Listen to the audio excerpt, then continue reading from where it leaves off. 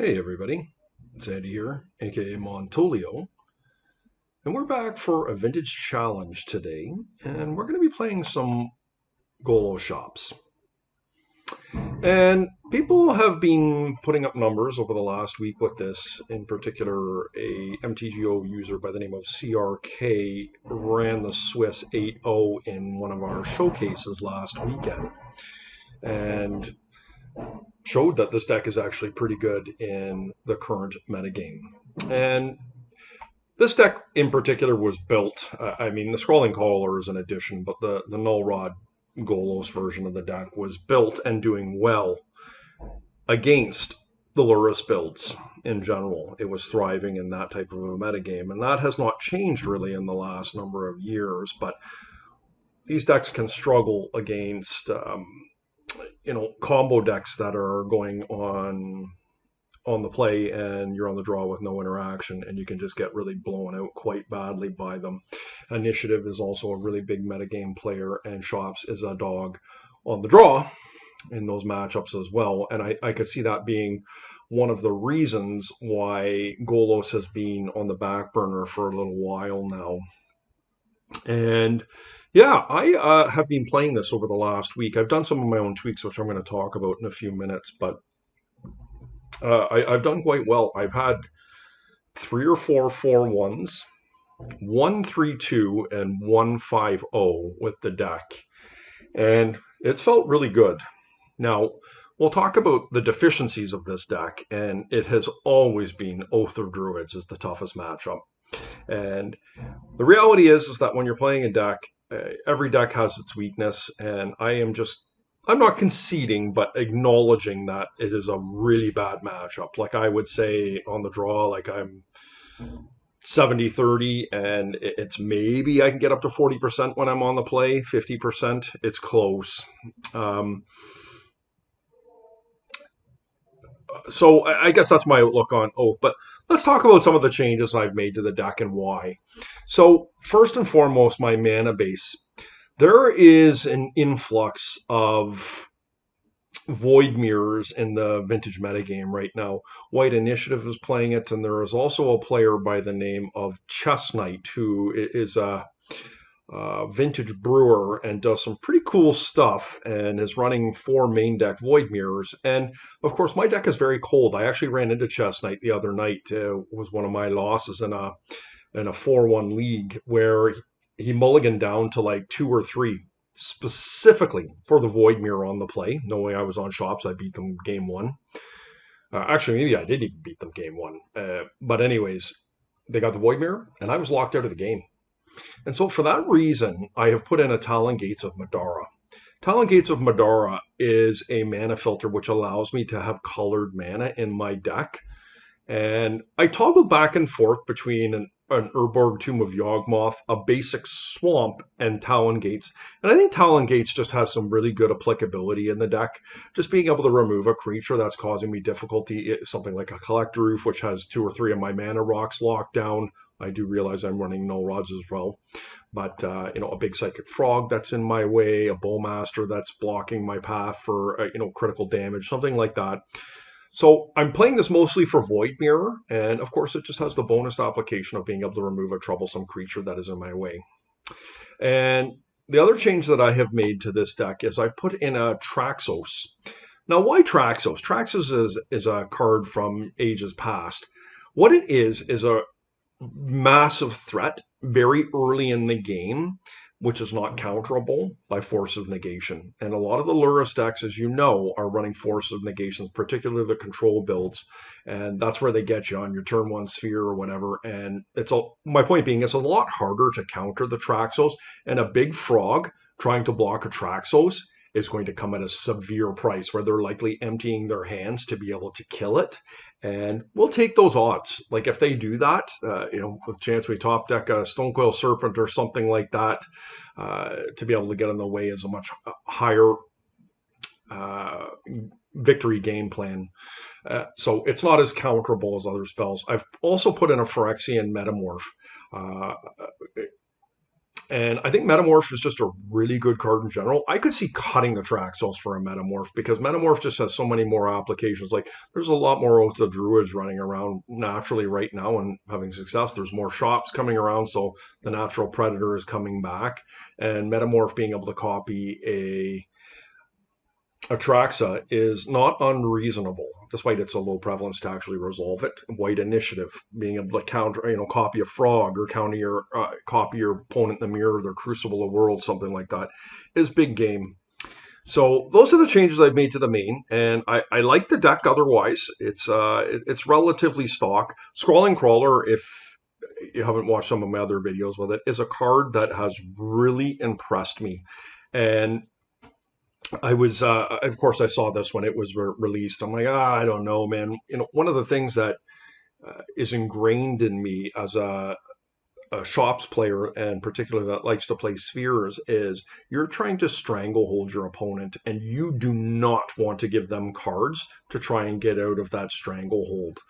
And Scrolling Crawler, I mean, don't get me wrong, it still puts you in the predicament where you are giving them cards, but I have greatly found the benefit outweighs the risk quite often. The clause on Scrolling Crawler is extremely powerful where you're dealing damage to your opponent. You get 2 or 3 of these things going, like it's lights out. Like there is inevitability. In a mirror, it's inevitability. Like if you are ahead on the clock and you've got Scrolling Crawlers and you're going to be able to keep blocking, chump blocking, or whatever it may be to keep yourself uh, keep your crawlers on the board for a couple turns to be able to close out the game. That inevitability is really awesome. And when you're playing against decks like Paradoxical Outcome or Jewel or Doomsday that are consistently drawing cards, there is a tax for the Scrolling Crawler, and it eventually does get people. I've been shocked at games I have won with Scrolling Crawler going, wow, that card literally won the game for me. So it's pretty rare that I get surprised by something in workshops, and this is a very pleasant one for me. I have liked Scrolling Crawler, despite it has its deficiencies. You don't want to have it against Bazaar, I can tell you that much, where you're giving them free dredges, things like that. But yeah, that's pretty much it for the main. In the sideboard, I've cut a Worm Coil, which seems to be I've had 2 Worm Coils running in my sideboards for a really long time. In my shop deck, just a good overall card. One of the deficiencies of this deck, particularly against White Initiative, is you get too low on life, and it's too hard to catch up. Like something like a Seasoned Dungeoneer comes down, and the inevitability is not something that shops can catch up on, and Worm Coil is very good there. One of the things that I've done to shore that up at a cheaper casting cost is Shadow Spear. And when you have Shadow Spear attached to a really big Stone Coil Serpent or Patchwork Automaton or whatever it may be, your Traxos, you can close the game out extremely quickly and rebound from positions that were unfathomable that you could come back from a few moments before. I do realize there's a bit of a nombo here with Null Rod, and I haven't done complete sideboard mapping for this, but I do think it's, in theory, a good card. I've got Sky Sovereign Console Flagship. Once again, Nombo with Null Rod here, but we're not going to be running those in the same matchups, almost assuredly. And Sky Sovereign Console Flagship is mostly there to help me with the initiative matchup, just to give me a little bit of a boost there. But of course, it can do a lot of different things, right? It can get in front of a frog, it can pressure a frog. It kills all sorts of creatures in Vintage. That goes without saying. Like a lightning bolt every turn is significant in addition to the 6/5 evasive body. So we're going to try it out. It's something I've used many, many times over the years in and out of my sideboards. The dismembers go without saying what they're there for. Mind Big Traps, I do think that they're important to keep your opponent honest, and mostly there for Jewel and Doomsday, but there's certainly times that I'll side them in on the when I'm on the draw against something like Initiative. I'm feeling a little bit cheeky. Once again, the mapping's not necessarily there, but we'll feel it out as we go. Leyline of the Void, amazing. Very strong against Dredge. There are Dredges rising up again. Pithing Needle, this is the one I toggled back and forth with as to whether I wanted it in the list or not. Obviously, the sideboard slots are just so incredibly tight. I could justify an extra Grafdigger's Cage over it very easily. But that said, we are not here trying to fight Oath. We're just going to get a little bit lucky if we fight it. And the Pithing Needle is important. Being able to put it on something like a Psychic Frog or a One Ring is just so powerful and game-changing.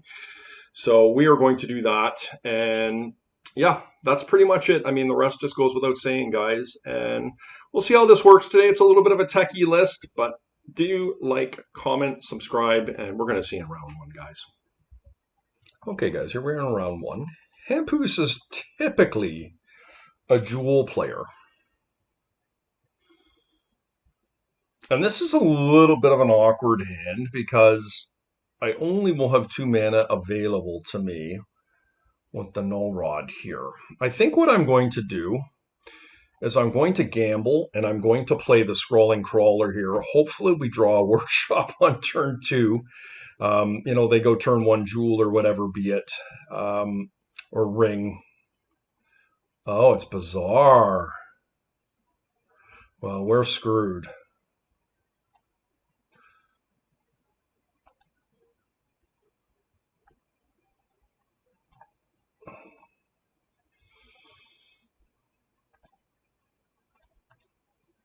That is not ideal.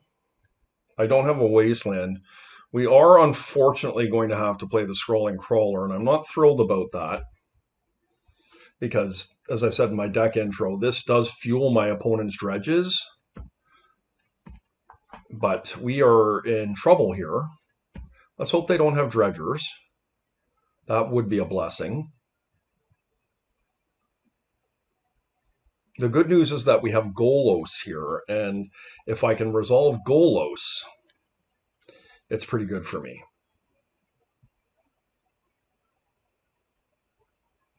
Yeah.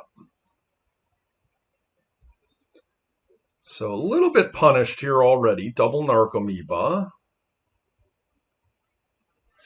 And we also have to do double Ancient Tomb here, which I don't like. We are in. I would love to get a Wasteland, but I don't think it's really a good option for me here right now. I'm very much thinking that I have to go and get Bazooka Bog. I have another Golos here. We're just try and slow them down right now.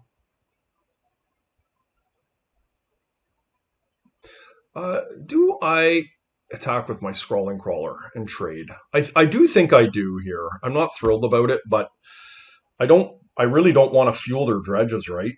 And they have acknowledged that the scrolling crawler is helping them here.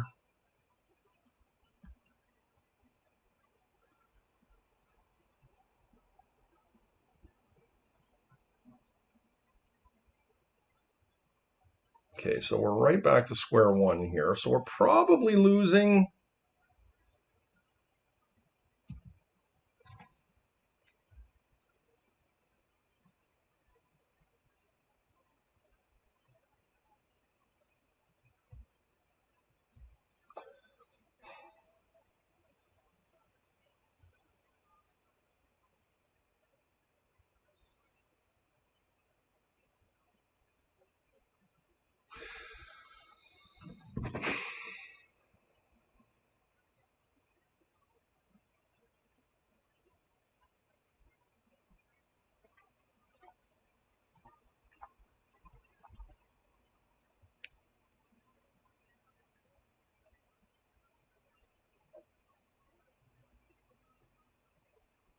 Double crawler doesn't do anything for me, right?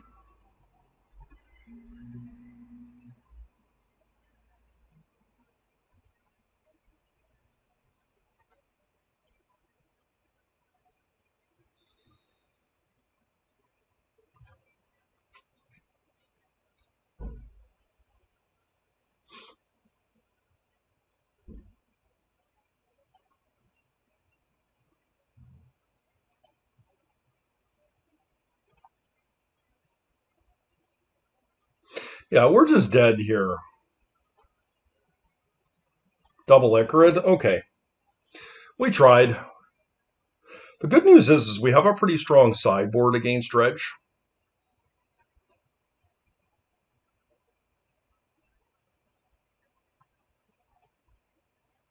Like, we took a gambit on what my opponent was actually playing when they were not actually playing that. And double null rod hand is good against Jewel, but not so good against what my opponent is doing.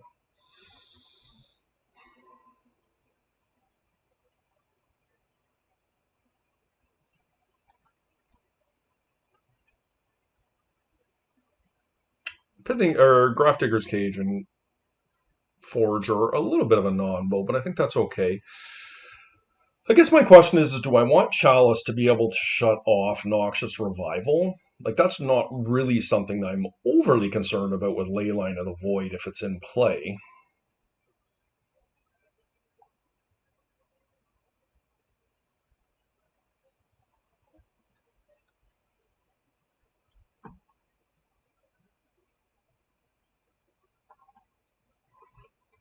Considering I have quite a few 1-drops in my deck, I probably would just audible towards a Leyline here.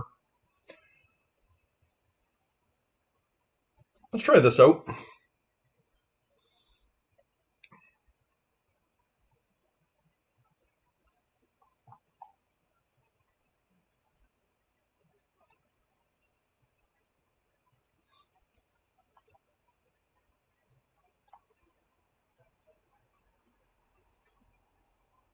We have a nice looking hand here.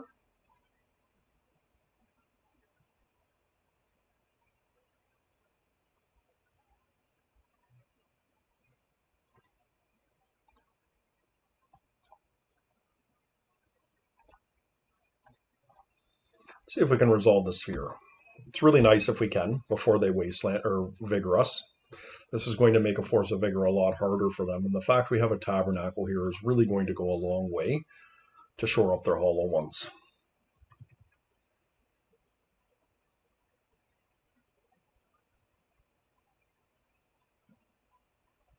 Okay, very nice win for us there.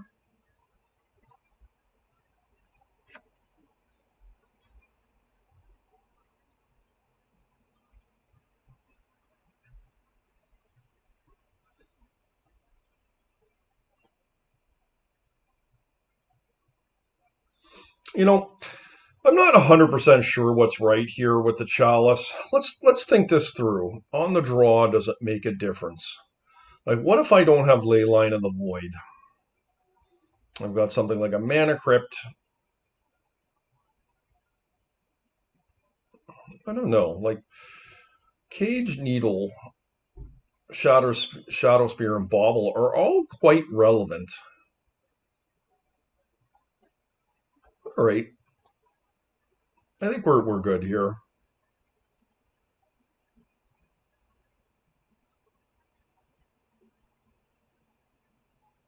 The likelihood, too, that we have the Chalice when we need it is pretty low. I'm going to mulligan this one. Okay. It's pretty good. What do we want to put away here?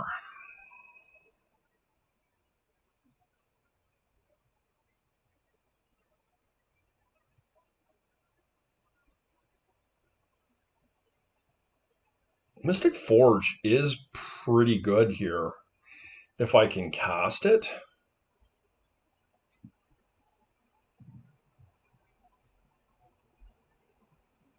I'm the farthest away from Golos, but that could change very quickly, and I think Golos is an integral card here. Maybe it's just Madara.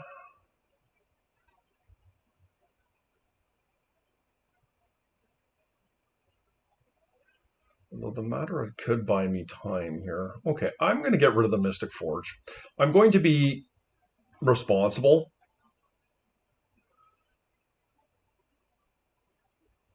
Because I could be forced to wasteland here right away.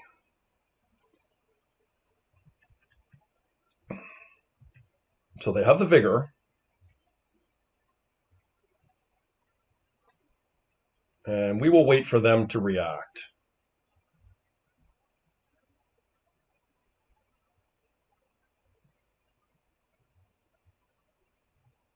I guess now it doesn't matter. Like, if they actually have the vigor, there's not much I can do. Or do I let them untap?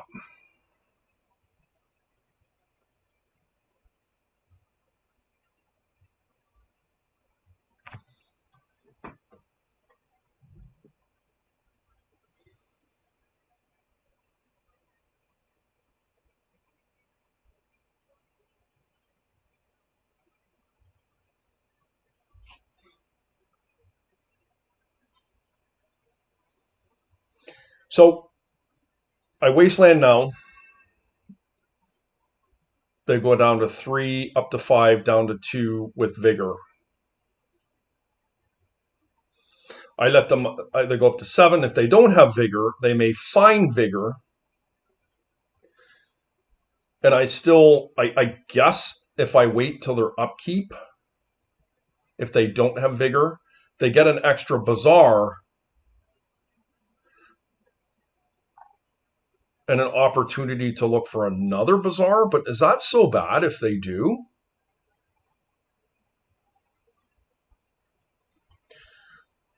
The issue I have is I don't really want them going looking for hollow ones here. So, look, they can't really have it all. I think that this is fine. They have telegraphed that they had it, but they didn't actually have it from from what I can see. They should have probably responded with it if they did have a Noxious Revival with it. So let's see. Hopefully they don't have it.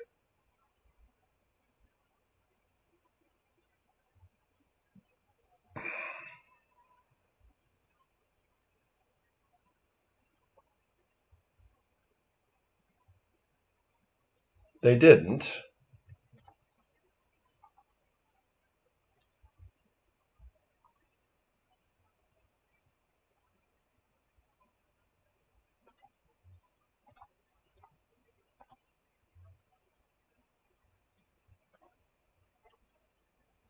See if I can get all these to resolve.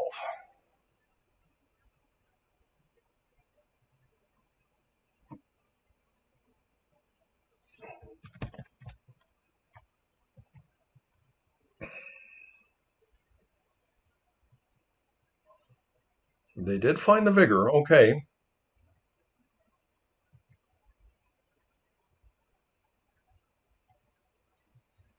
It's a really good one.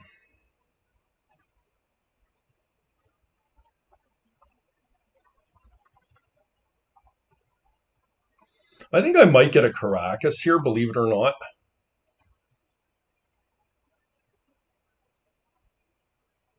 Is that crazy, guys?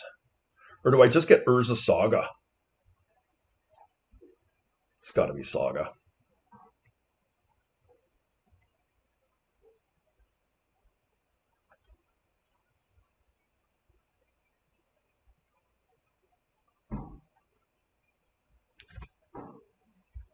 Okay, nice win for us there. As I said, in the sideboard, we really shore things up, and I do feel like we have a really good matchup against Bazaar. We certainly have the Wastelands wrapped up. We've ostensibly got 10 between Ghost Quarter, Strip Mine, 4 Wastelands, and 4 Goloses. Actually, uh, with Crucible and things, it increases our percentage of finding the lands that really hurt my opponents. We've got Pachuca Bogs, we've got Tabernacle, Pentro Vale, Saga to fetch our Bauble, Pithing Needle, um, Grafdigger's Cage. So we've got a lot of hate, and of course our 4 Leyline of the Voids, which are the best of all of it. So yeah, we'll take that one.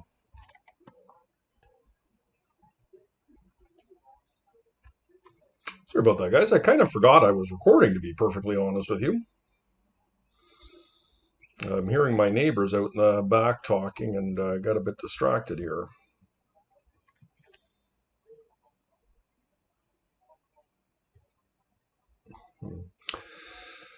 I feel like this could be a Hercules recall, guys, but we're going to play to what we have here, and I'm going to cast the Lodestone, which is pretty strong. They can still Herx me at end of turn, but we do have the 2 Mindbreak traps.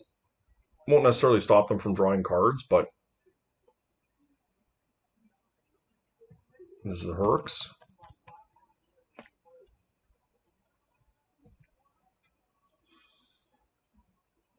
Okay.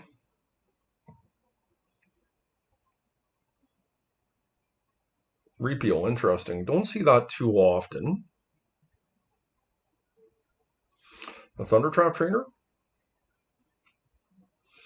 Oh, Braid. Interesting. Okay. Wander, yep.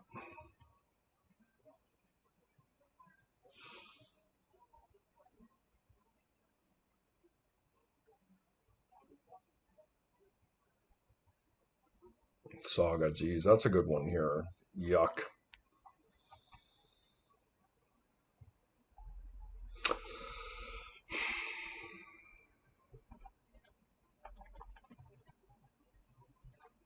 I could have gone after a Wasteland here with Golos, but I'm going to try and get ahead here with the two plays, and Scrolling Crawler can draw me into a Wasteland.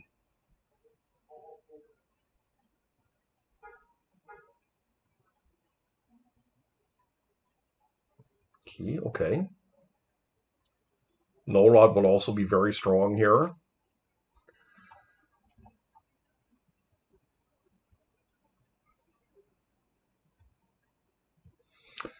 Talon Gates.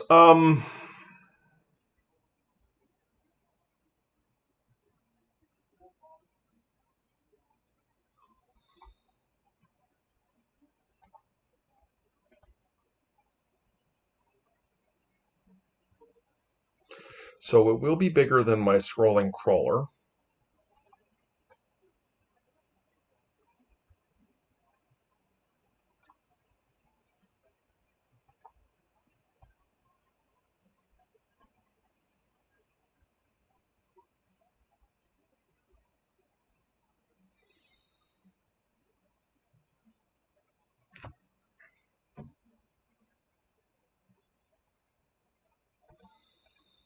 I'm going to have to expedite my game plan here.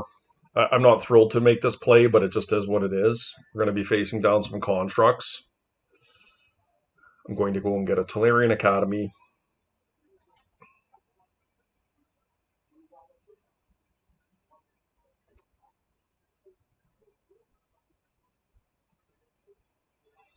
I mean, I guess I could get my own Urza Saga too. How does that work for me? I guess it's not the worst, right?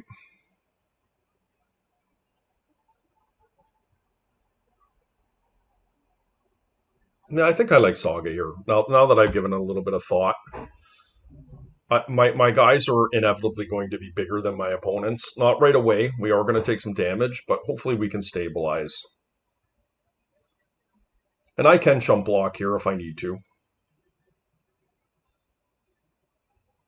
We could actually trade as well if they don't put another artifact on the table.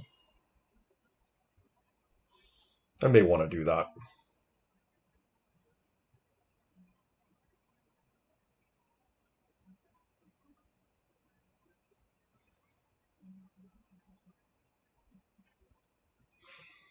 As crazy as it sounds, I'm actually not sad that they're making constructs.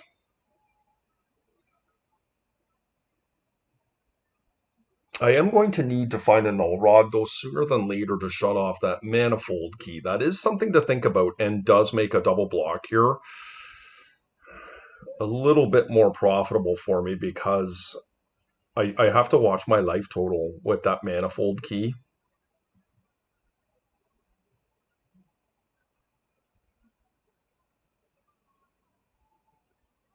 These mind break traps have looked quite poor in this particular game here, despite I definitely had it up since turn one. My opponent just didn't play into it was the problem. They played double Mox pass.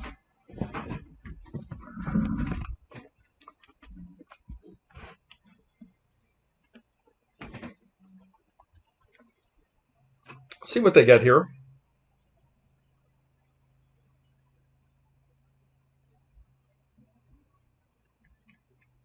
Okay, Soul Ring. Okay, another card my null rod will perhaps kill. Are they going to make it unblockable? Oh, they got a Herx.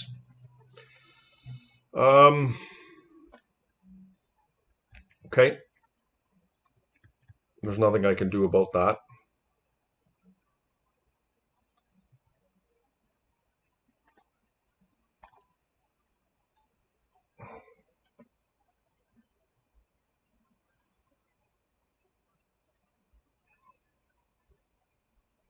The only saving grace here is that maybe we'll get to use a Mind Break Trap here. This is the second spell on the stack.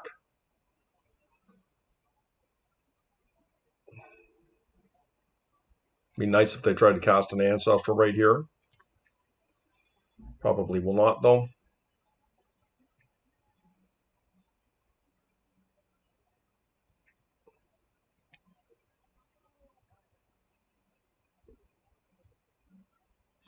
I was just about to say we need a null rod to be able to survive here. I am in a pretty bad spot.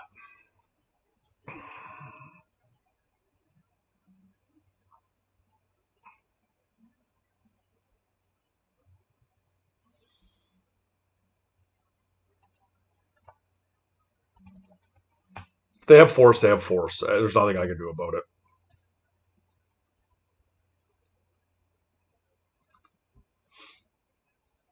The problem I'm faced with here now is that I have an ancient tomb. I can chump block with a snake.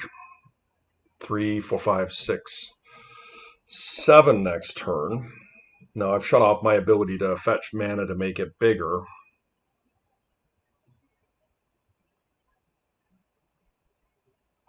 I can Golos here. 3, 4, 5. That'll put me to dead. So that's not going to work. Golos does not resolve this issue.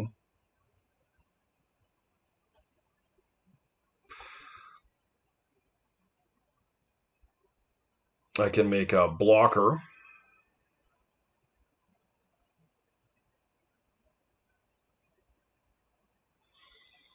So what could happen here, technically, guys, is I can play the Scrawling Crawler. Or actually, I guess I could play a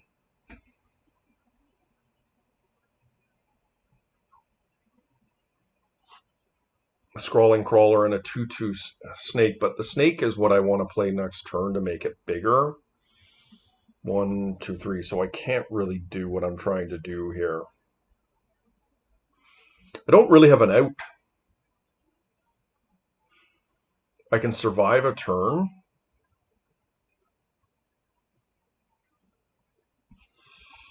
Yeah, they're going to get us here. Okay.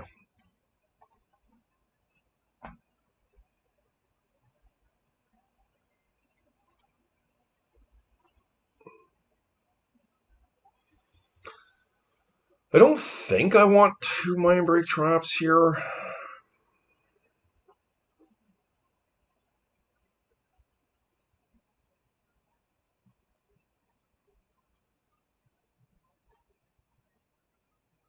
Probably okay with 1. Let's try this, guys.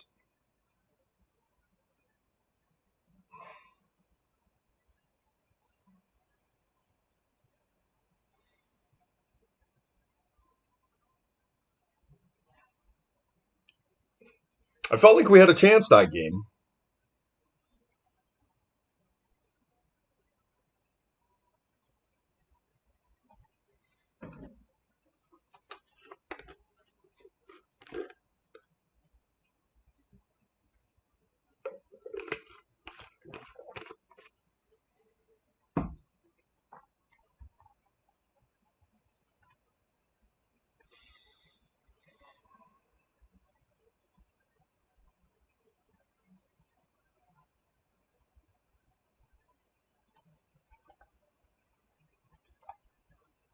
Okay. This is not optimal, but it's not that like Scrawling Crawler can really do some work here for me. This is contingent on the Vexing Bauble. I have no doubt.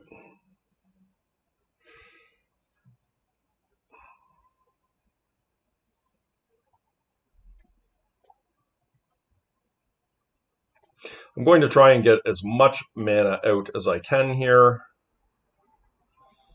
So I'm going to play the Ancient Tomb here, and we're just going to play a 1/1 snake here. We're just going to get going, guys. I know it feels bad, but we're going to have the Scrawling Crawlers going, hopefully.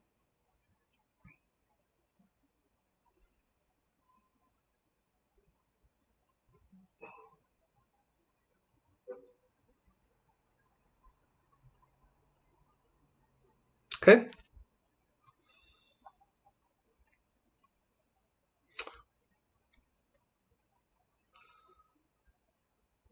I wish Ghost Quarter was a wasteland or a strip mine, but that's all right. Okay, so that's why we did what we did. Now, I can't really benefit from this so much, but the workshop was a really great draw for us. Now, Vexing Bauble and Mystic Forge are not a good combo, but that's all right.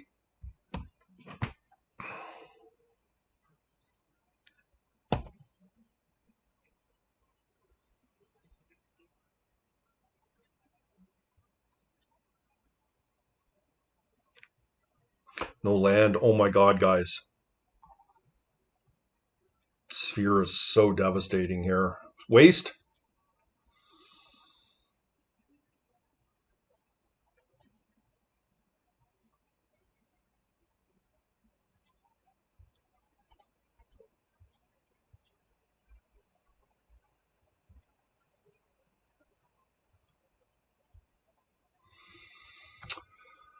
So, do I want to utilize every facet of my mana here? And I think the answer is yes.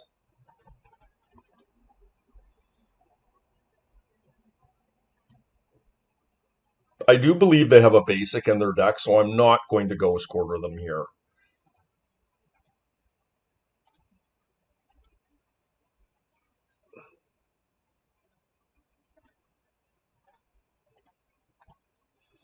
Now, the issue I've done here by doing this is I've made it so Vexing Bauble is turned off.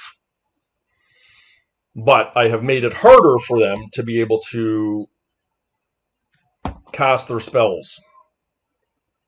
So hopefully I do not get punished for this, but my opponent is dead next turn. And this is part of the nombo of Vexing Bauble and Sphere.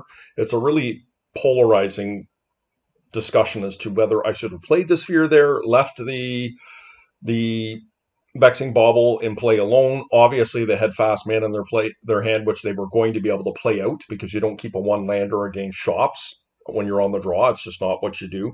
That said, makes it that much harder for them to cast a card like Hurkyl's Recall when you play the Sphere. And so rather than getting reset and leaving the Vexing Bauble in and having them play a land and Hurkyl's Recalling me and comboing me out, I feel like playing the Sphere there, the benefit outweighed the risk to keep them off that spell. Okay, guys, here we are in round 3. We've got a Lurrus Companion here. It seems like my opponent is playing Dimir, given their most recent results. Our hand is pretty good. Obviously a lot better on the play versus the draw, but that's okay.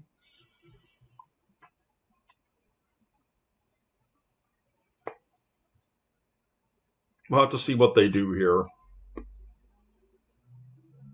Null Rod and Black Lotus are not a great combination. But what we could do is we could go Vexing Bauble, or we could go Black Lotus first, which may not resolve because my opponent plays something like a Spell Pierce or holds up a Spell Pierce. It might not get through. But then we could go Vexing Bauble, Null Rod, which is reasonable,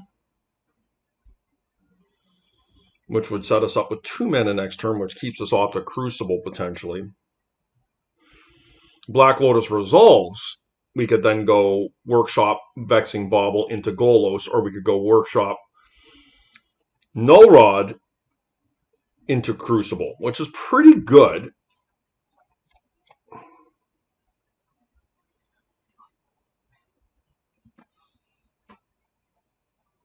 I kind of like that, to be honest. The Null Rod Crucible line. Let's see what happens.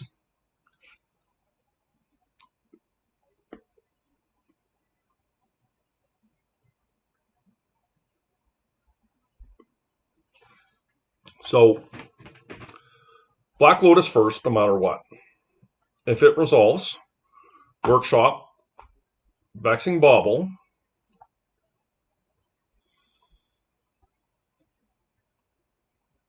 Crucible, Null Rod. I kind of like it. Now, it obviously changes if my opponent counters a Black Lotus, and that's a pretty reasonable thing to do, but they might not.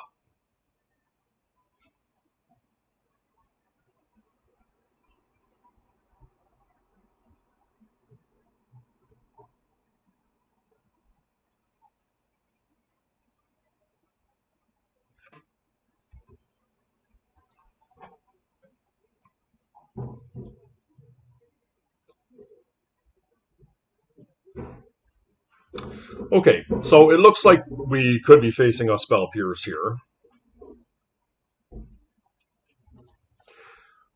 Let's see if it resolves.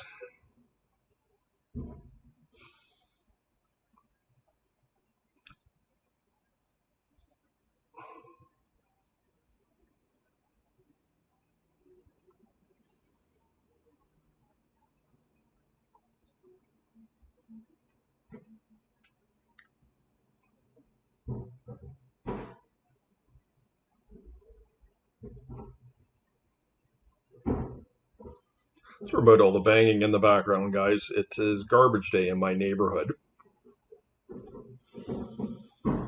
And everybody's moving their garbage cans in and out. Now,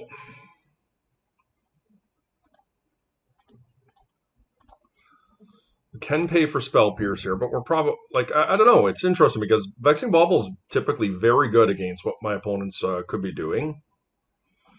Do we just go for Golos here?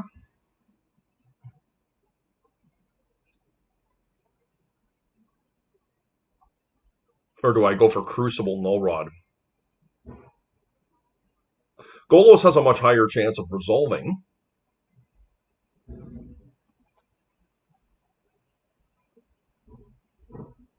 The problem is if the Golos gets countered, I'm in a substantial amount of trouble. Whereas Crucible Null Rod is pretty strong.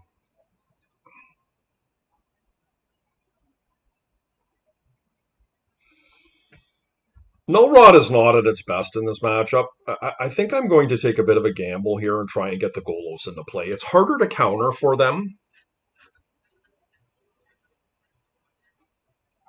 And I acknowledge that if we get Wastelanded, if this gets countered and we get Wastelanded, we could be in some trouble here. I don't think we can get Urza Saga.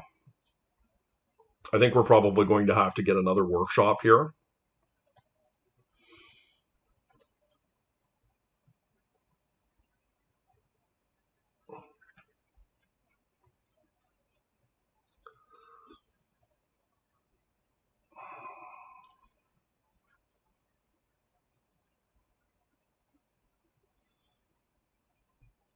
Maybe I get Strip Mine. I think I'm going to gamble. Because that Crucible is so powerful with Strip Mine. I've got a Strip Mine and a Wasteland here. We'll see what they can do. They tap down for Frog. I mean, okay, they are getting non-basic.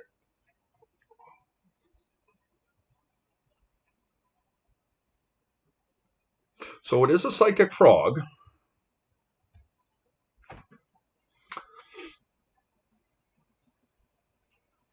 Two.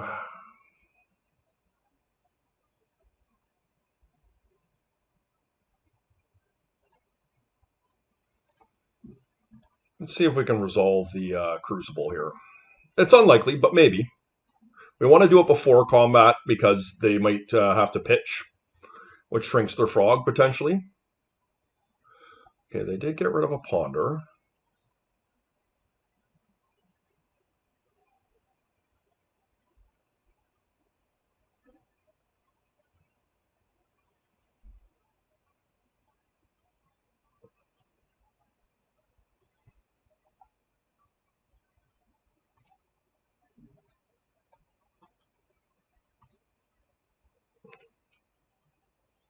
So we're floundering a bit here, guys. This is not optimal.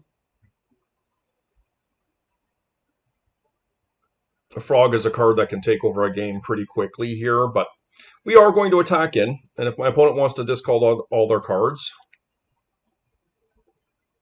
so be it. It will only keep their guy alive. We'll bounce off each other. I realize they're going to attack in, but I think we take our damage where we can get it because there's a high probability that my opponent is just going to fly their Frog anyways. So we may as well take the damage where we can get it.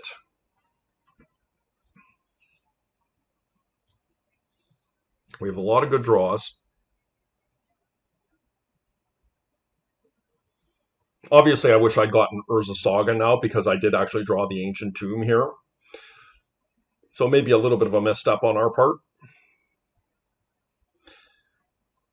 Speaking of misstep, they got me quite good with that Vexing Bauble. I definitely would have played Crucible into No Rod had I got the Vexing Bauble in.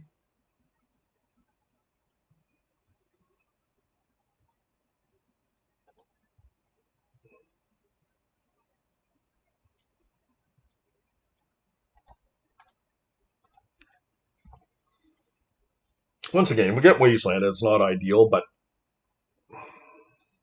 we have two other lands in our hand, so yeah, Spell Pierce. Okay.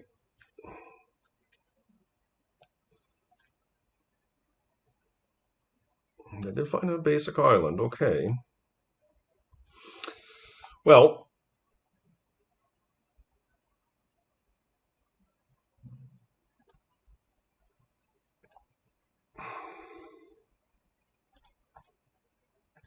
there's no reason to play into Daze here.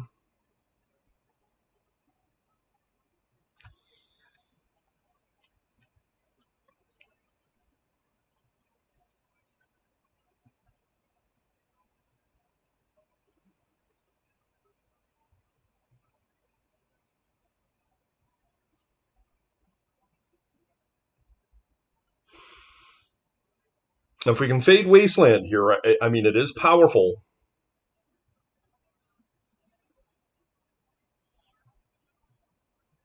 We're looking now to draw Crucible, Sphere.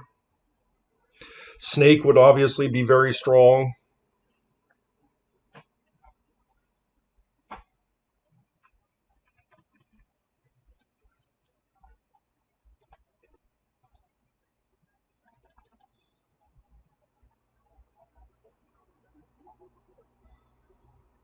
Of course, they can Spell Pierce this, but I mean, it's not that consequential if they do.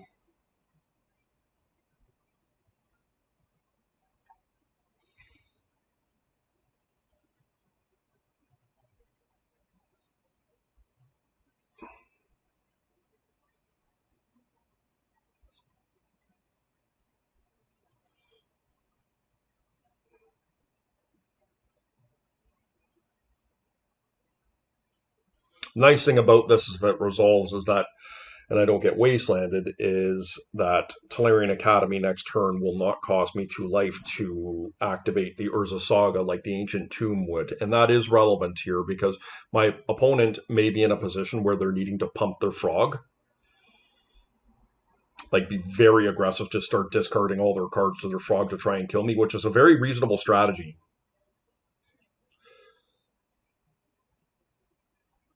I'm just not sure they're going to be able to race me. Like, they would be 3, so it would be 5 next turn, which would put me to 13. Yeah, I don't think it will be enough, but it could be.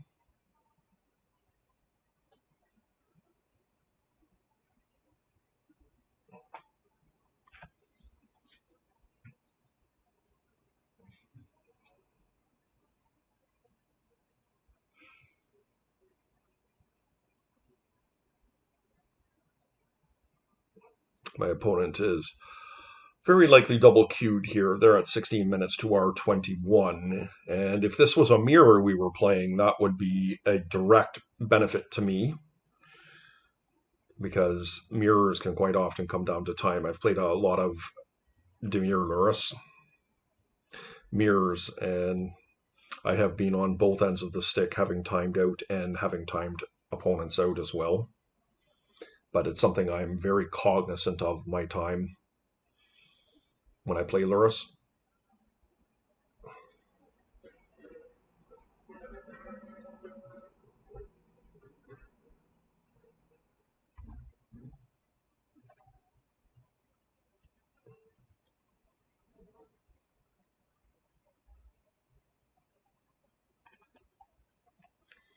All right.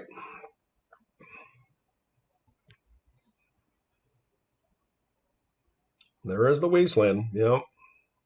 Oh, that was the wrong one, my friend.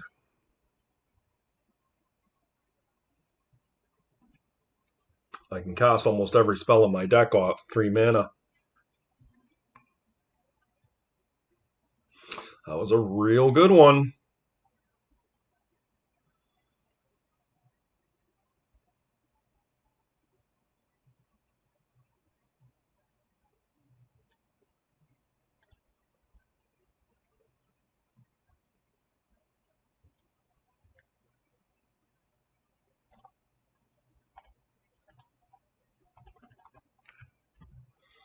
Oh no, that's not what I wanted to do.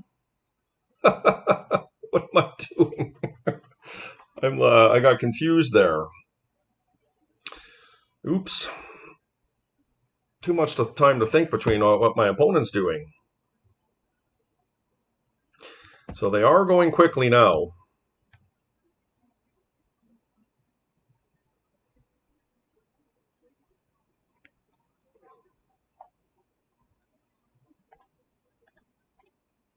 Very likely they have a fatal push here, guys, but we're going to go about our business. We don't have anything that's relevant off the null rod here. So this is going to be a fatal push. Yep.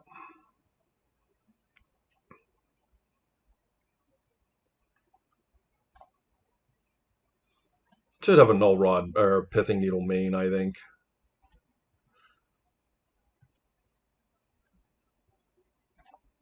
So we're kind of in a bit of a bad spot here because we have stalled out now, and another wasteland is really going to hurt us. So they're just going in. Wow. Knowing that they can go to 1, but that does shut fetch lands off if they end up having to take another hit from me. And they did miss. Jeez, guys, that's a really nice one.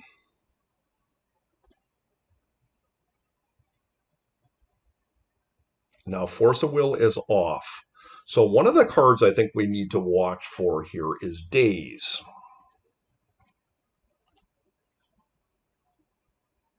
There's been no Daze played yet. So I think we are going to play around it because I don't think it's overly relevant.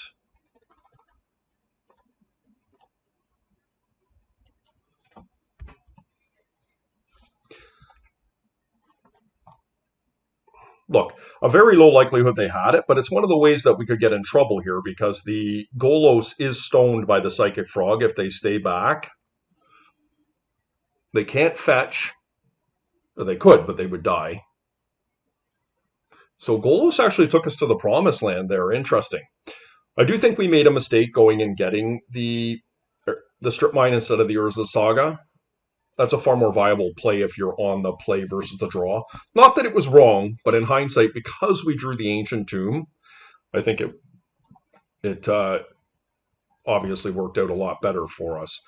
So I don't. They are actually most recently on a list that runs Null Rod. I don't know that they're going to keep those against us. I could see a world where we want some dismembers, but not 100%.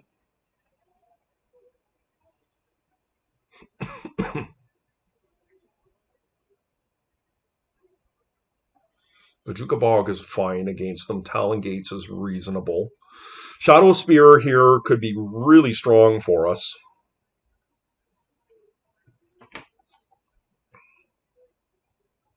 I still do like Vexing Bauble as a platform to be able to resolve my spells, and it is definitely a good sync for... We definitely want Pithing Needle as well.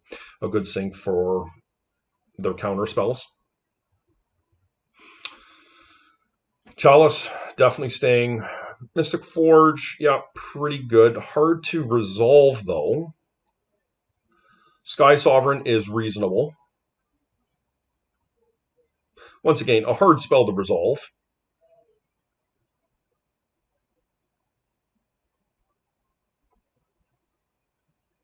Can I cut Scrawling Crawlers? It is killed pretty easily by Bowmaster if they have them.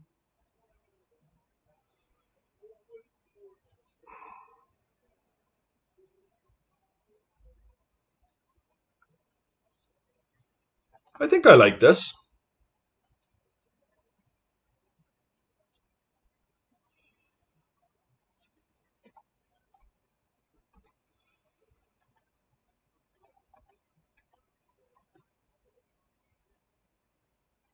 Okay.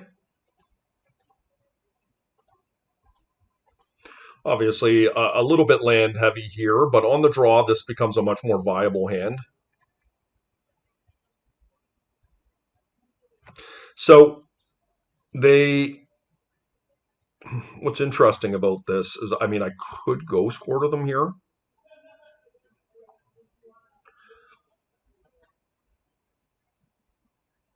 Let's bait. They're not biting.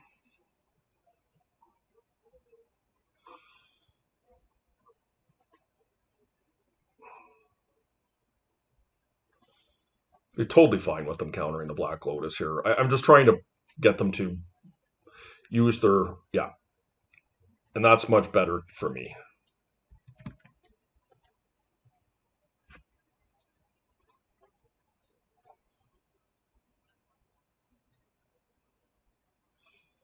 Now, they could have a frog here, but they're going to be lower on resources. Be up to 5, 4, 3. So I still can kill that with a dismember. Let's go ahead and get our Golos, or attempt to get our Golos, and they could have Force of Will here still. Get an Urza's Saga.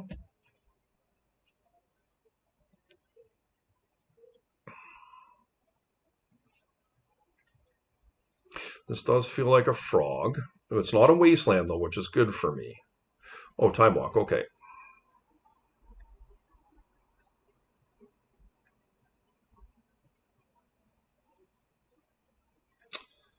Yep, geez. Okay. That kind of screws my plan up a little bit, but they're looking for a wasteland, I think.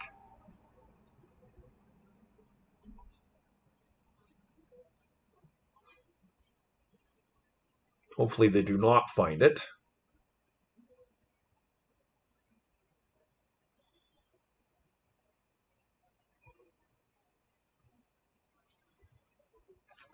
And hopefully they're landlocked. What is the likelihood of that with them seeing 7 or 8 cards in the last few turns? Yeah, that's unfortunate, but that was a lot of cards for them to see. Okay. I mean, I'm going to cast it.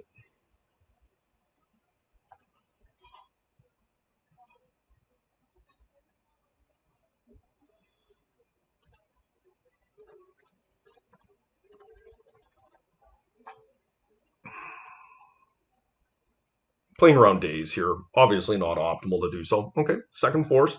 I'm totally fine with that. Mental misstep. Okay. Yep.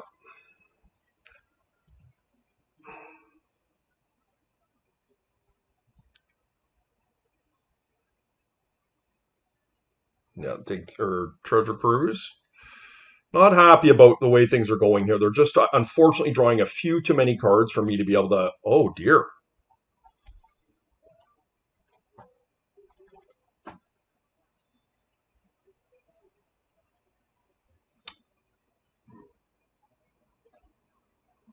So what is interesting in this situation is, like, they obviously have a swamp in their deck, but they missed on land here by the looks of things, and I think it's fine to ghost quarter them. There is a chance. Well, do I want to give them a swamp? Probably. They can't fatal push me here. Like, taking them off blue altogether is really powerful. Okay.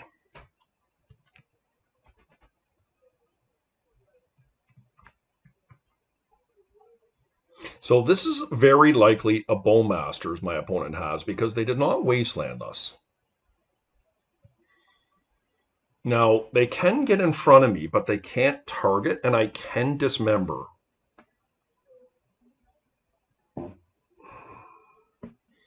I mean, I think I attack and use the dismember. Worst case scenario is they get one of my one of my patchworks. Not thrilled about that, but I can't really not do it, right?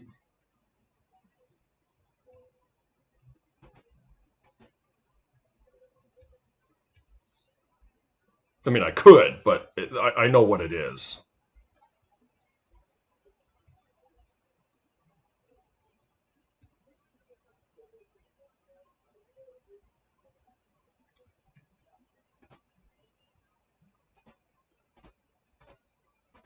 Play around days, which they don't have an island. So they did have an answer.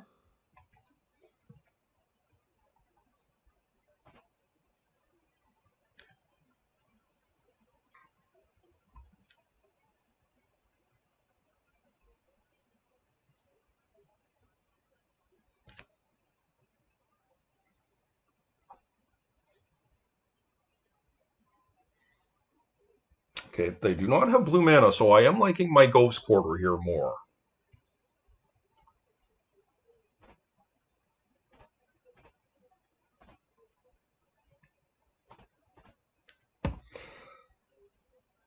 One more spell next turn will ice this for me if they don't find colored mana here.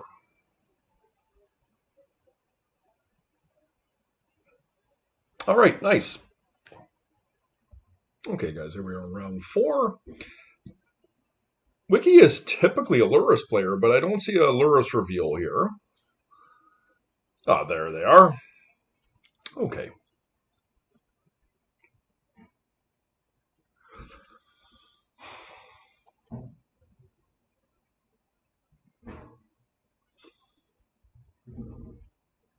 Well, I mean, we're definitely keeping. The hand is slightly awkward because I really am fearful of getting Wastelanded without playing the Crucible. I think the first thing I'm going to do is probably play Wasteland and play Sphere.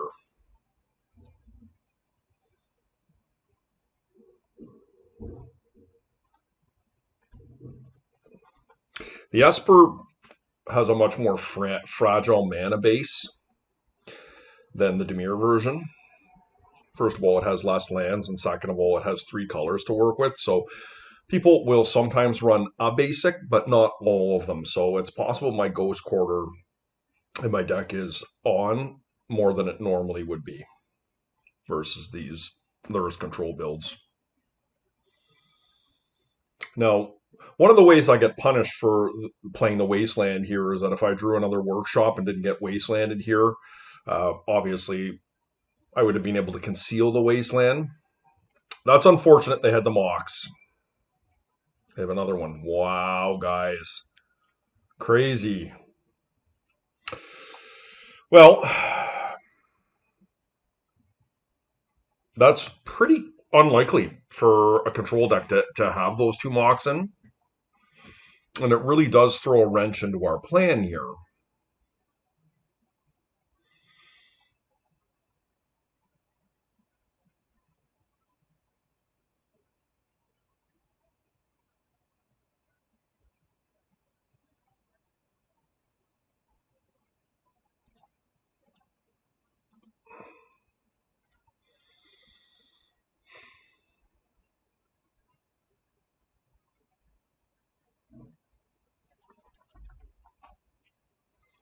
Highly likely this gets countered. It didn't. Okay. Well, I am going to attack their mana as much as I can here.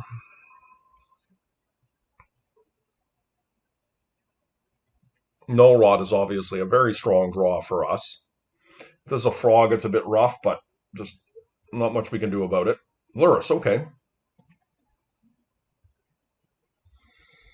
It's actually a pretty good draw for us. I think we just go and get Strip Mine while we have the ability to do it. I could get Caracas here as well for the Lurrus, but I don't feel like that is necessary. I feel like Strip Mine is just so good here. I don't know. Caracas does keep them off that Lurrus, though.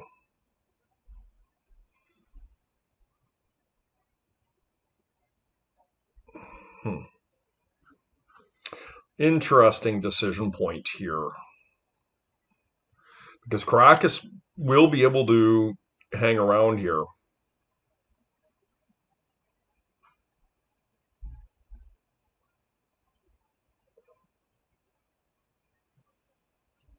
I am fearful of a frog, though, too.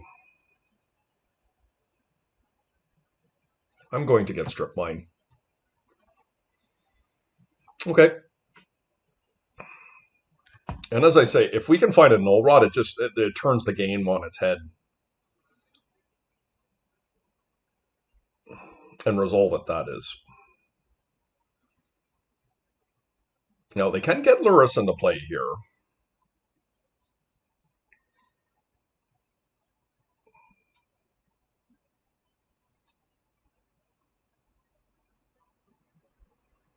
I have a soft grip on the game with the strip lock. But until I can lock up those 2 mana, that could be pretty tough.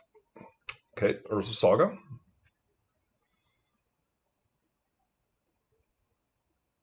Black Lotus. Yeah, that's unfortunate.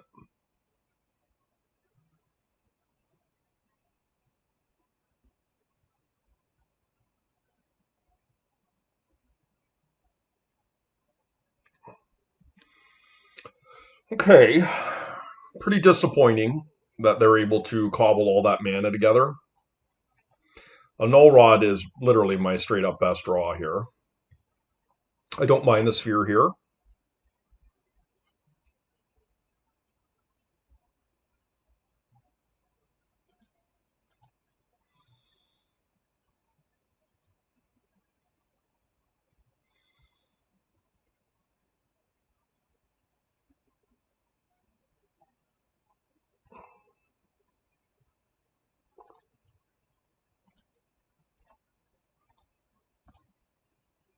I sequenced it that way just in case, like if I didn't play the Wasteland there,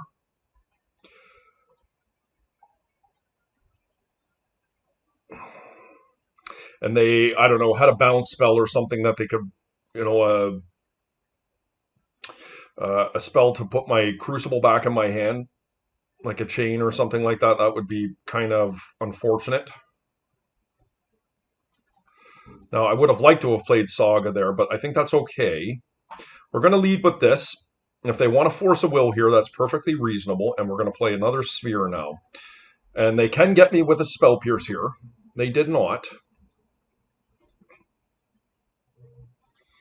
It's fairly likely they have removal, but I think that's okay. Like, if there's a chance that they don't attack here, I think it's a good attack for us with the Golos.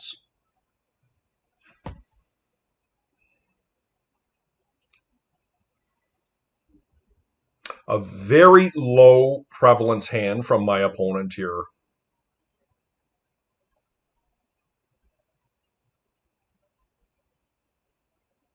Okay, they got a 3 mana spell on the stack here. It could be a dig through time.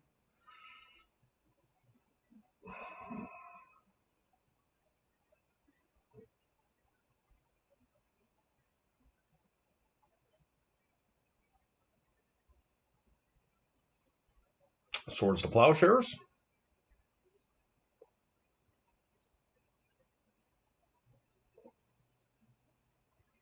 Okay.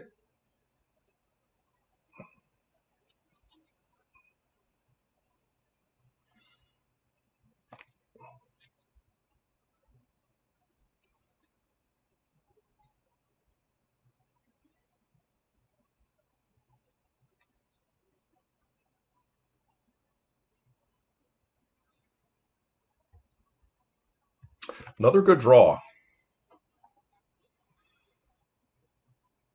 So they are going to be able to respond here, but and kill one of my lands, but I think that's okay.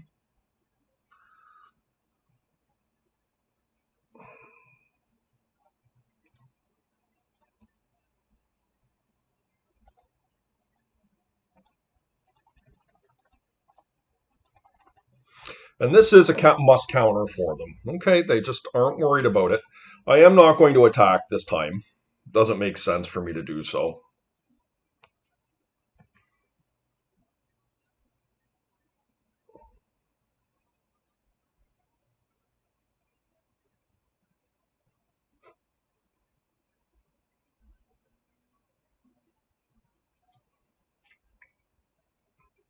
And hopefully we'll be able to get the Urza Saga into play this turn.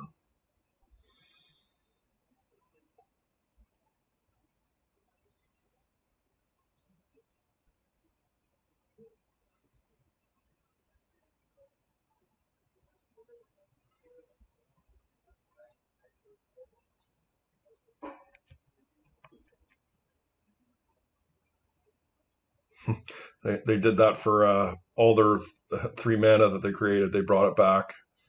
Interesting.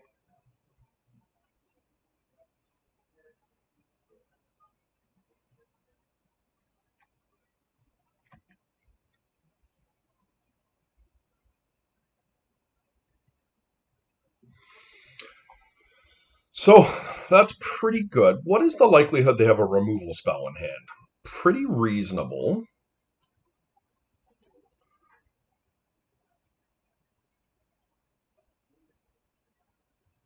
So my question is do I want to make a big snake like this? If I play the Sog, it's a 3/3, which is not that great. Or I could make it a 5/5. But there is a reasonable chance my opponent has removal. 1, 2, 3, they cast their Black Lotus, use their Lotus, and play their Jet.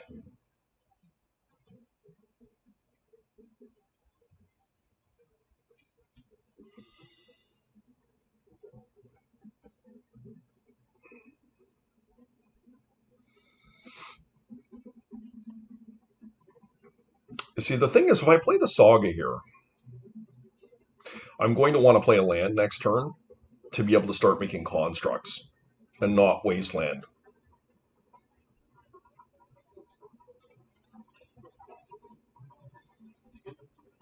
I think that's fine.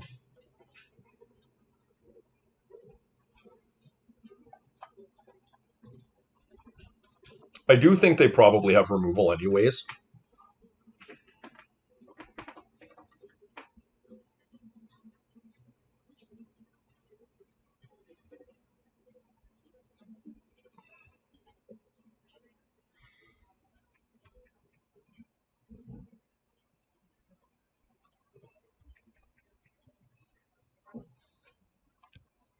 So they are going to be able to cast a decent size. Well, let's see what they're doing here. Is this swords or a big dig?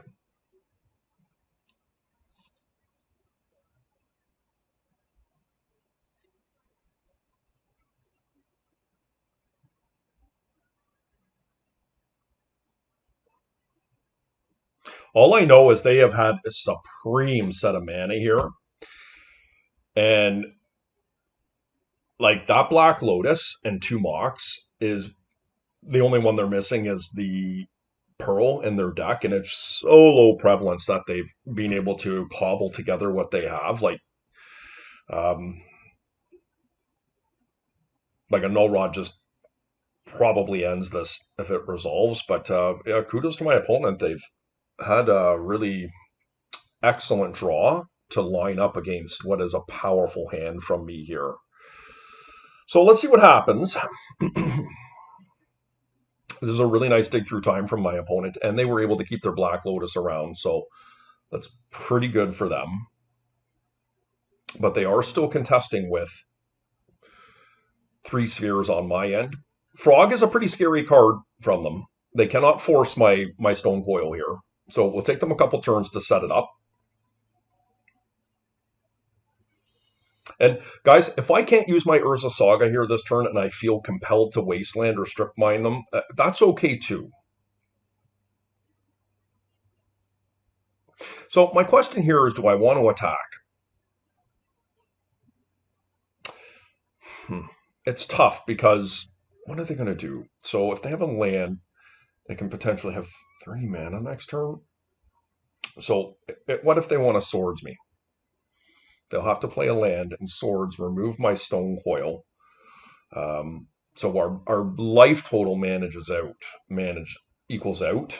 I just end up losing 3 life and they end up at their baseline. But I think making them make that decision is worth it. I'm not that worried about going down to 17 here if I lose this exchange. They still have to have the removal spell and spend their turn doing it. So I don't think that's the worst.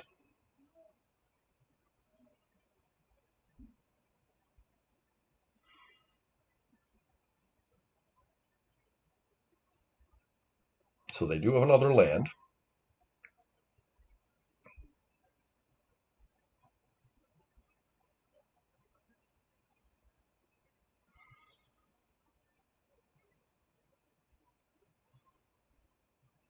I probably am going to make a Saga token next turn because it's pretty powerful, right? And if they're one for oneing with me with creatures, like inevitably the Saga tokens are going to take over. Yeah, so Psychic Frog was definitely their best play here.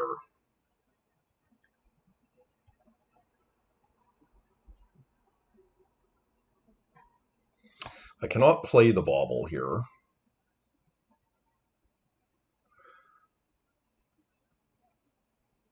So I'm going to get a Strip Mine.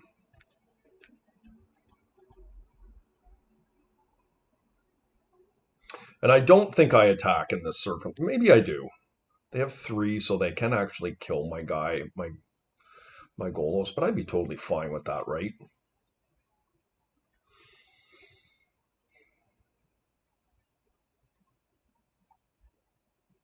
Like they are going to likely swords my Stone Coil.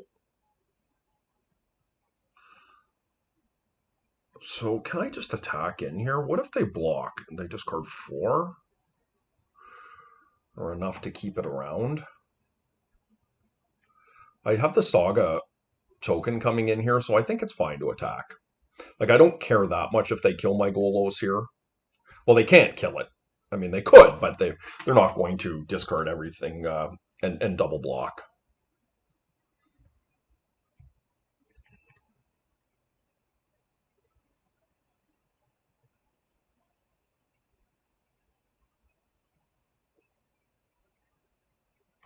Lotus, okay.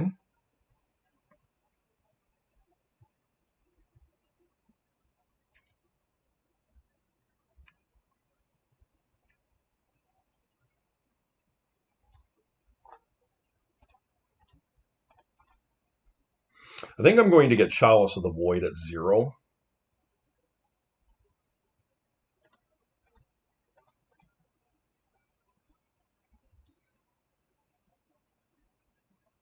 Oh, that doesn't work, of course.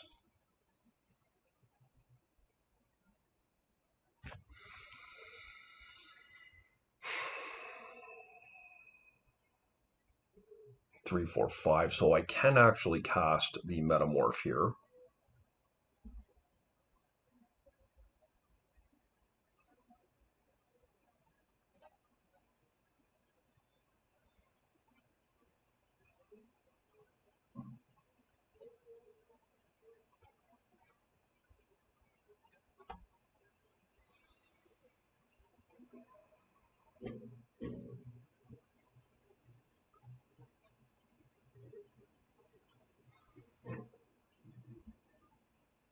I think it's fine. So now that's 4, 5, 6. They can kill my Golos.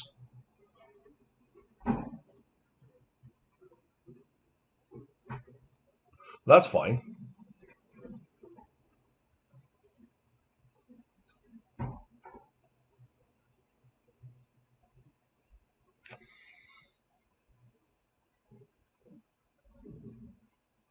They just recast their Psychic Frog next turn if they block. Yep, this is fine.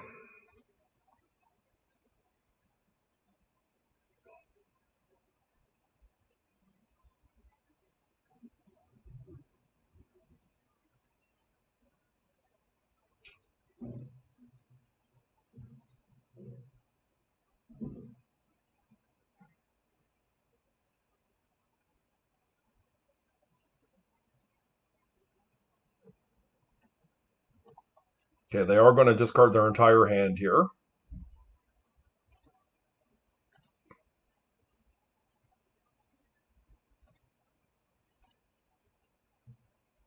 Or maybe it's just enough to keep them alive, their frog alive. But it makes sense that they're going to trade here.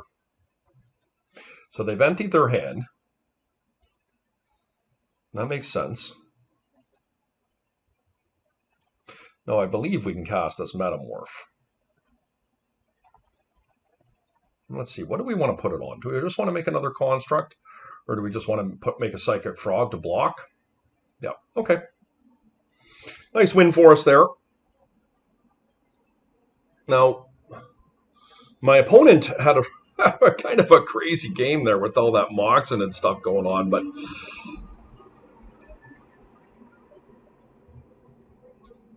like they showed me that they're on swords, so the worm coil was not quite as good.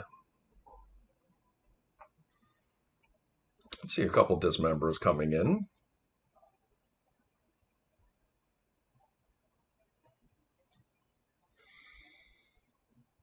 Do I want Skyship?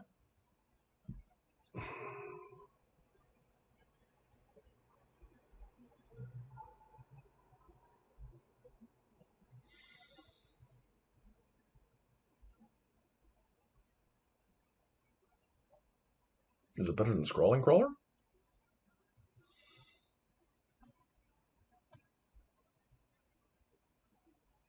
In all honesty, I don't think it is. Maybe on the play. I like having some early drops here.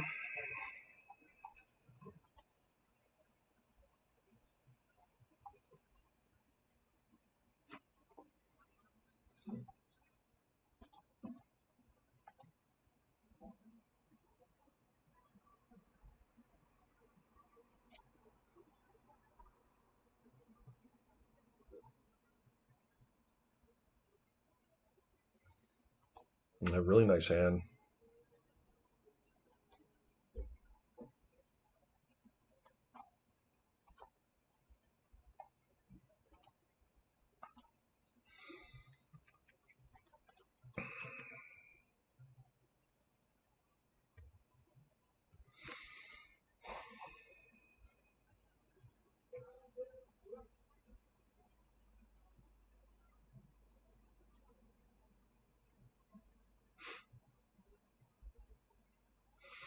You see, my mana is a little bit awkward here because I don't really want to get myself wastelanded here underneath my own sphere. Chalice on 1 or 2 is really good against my opponent.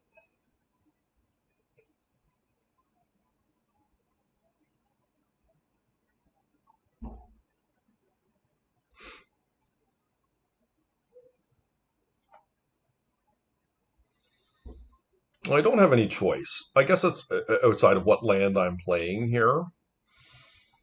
I was going to say a Patchwork Automaton is pretty good here. If we put the Chalice on 0, it will increase our chances of getting a play next turn. The sphere is not going to resolve, right?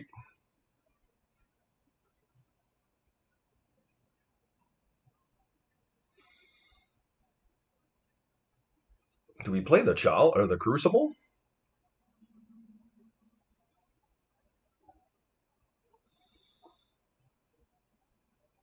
I don't really want to play a Scrawler and just straight up into a Swords to Plowshares. This is a very difficult decision.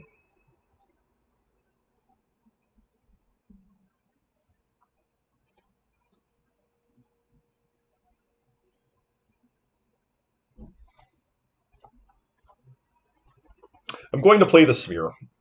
I think despite, if this resolves, I think it's good for me. Okay, it did not resolve. Now, my opponent did not play a Mox out last turn. I believe what I'm going to do is I'm going to not play the Chalice and gamble that they did not find something.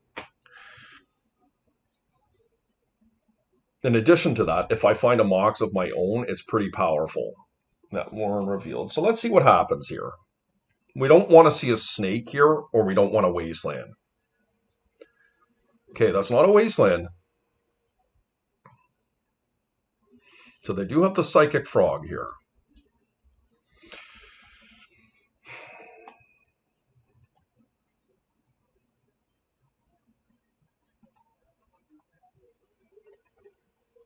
Look, guys, it's a gamble, and we're going to try and make it work right here.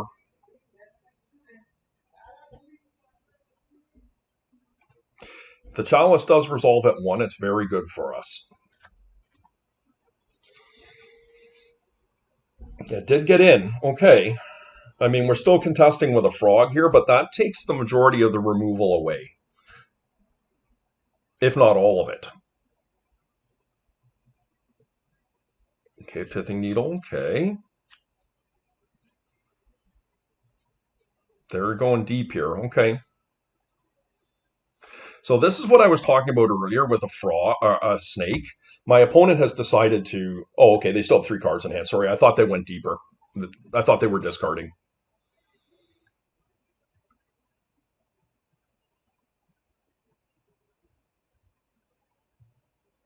Hopefully, I do not get wastelanded.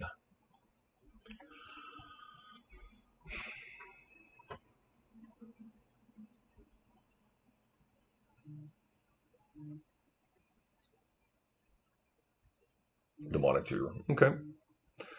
This is probably a wasteland. Yep. Okay.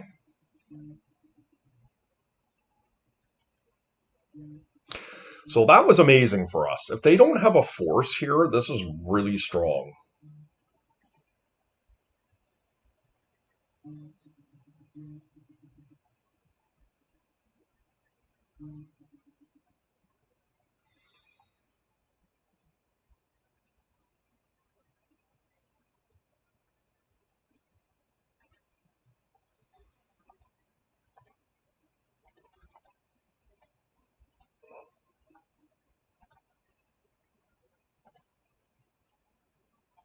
So it is in. Now, I could make them get an island here and take their white source away.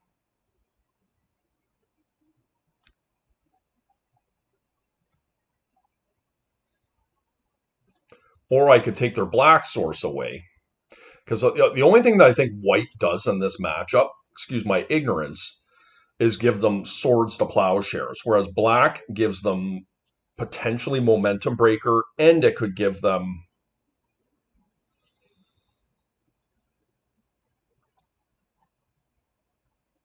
The only issue is, what if I get wastelanded again here? I'm not much further away from a crucible.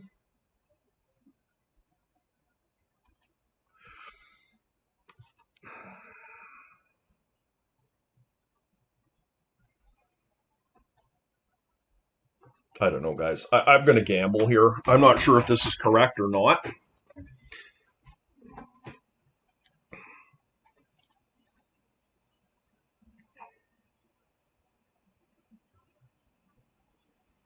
Okay, it didn't matter, but it's not a wasteland. That's a good news.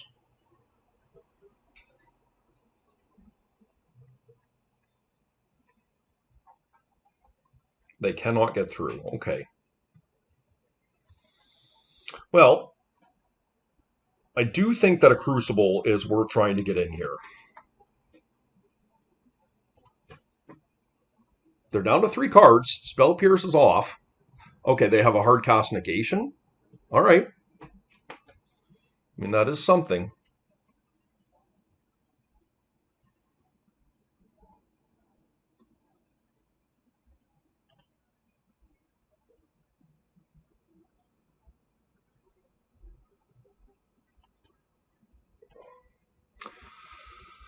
Four, 2. So they can kill my guy. But do I care? Like, what if they just discard everything?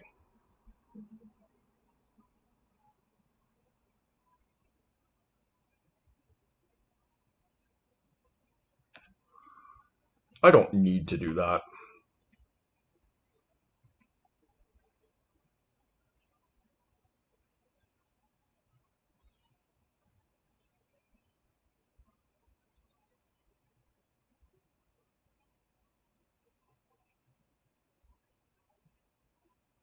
Lurus, please. Not a dig.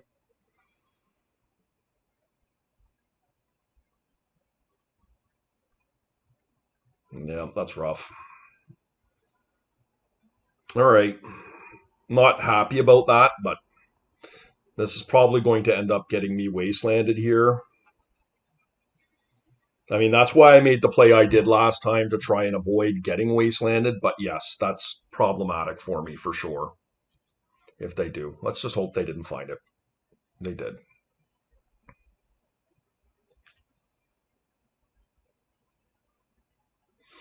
Workshop. Oh dear. Not bad.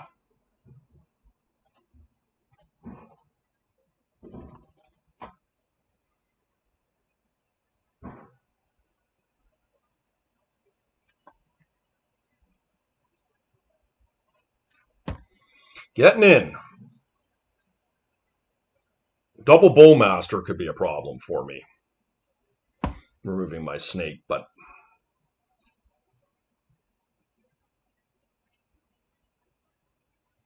Luris? Okay, I can live with that.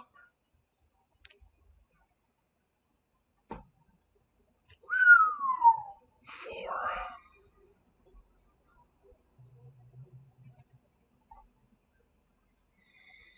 So they can hear. Let's see if they're not going to do it. If they do, I can dismember them.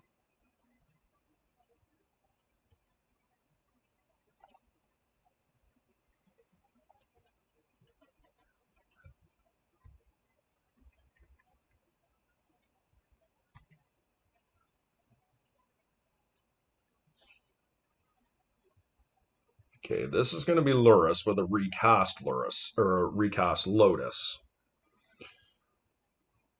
which is pretty good. I'm presuming, anyways, is what they're going to do. Okay, 4.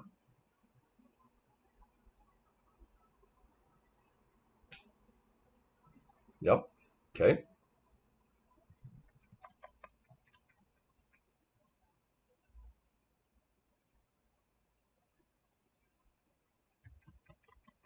Bowmaster.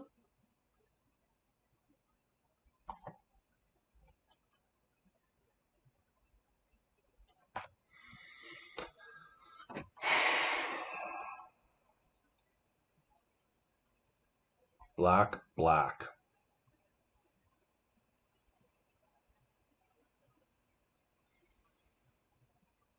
So if I kill their Psychic Frog right now, I guess I can't. I can't double Bowmaster me here. Bowmaster does buy them some time.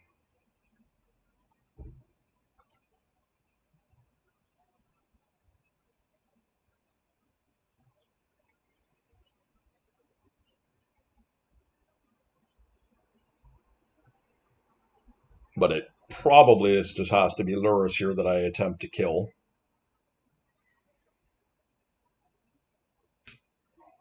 Okay, so they've left it 2 mana.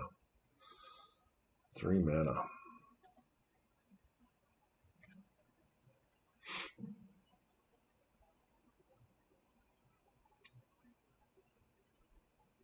Now, they just recast Psychic Frog next turn, right?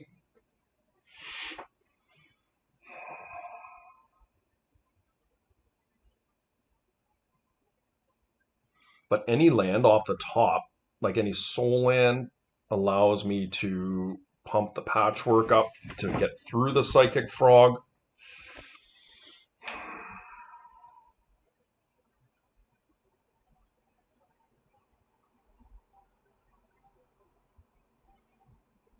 Because them blocking with the Psychic Frog now just means that they can keep recasting it off of Luris. So I feel like I kill Luris here. Eventually I will overpower the Psychic Frog. Let's just hope they don't have anything here.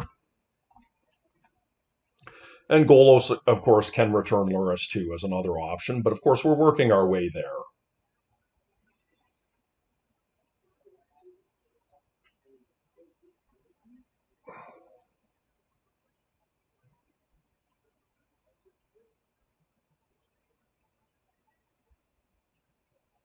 Do have to watch our time a little bit here. We're down to 8 minutes and 12 seconds.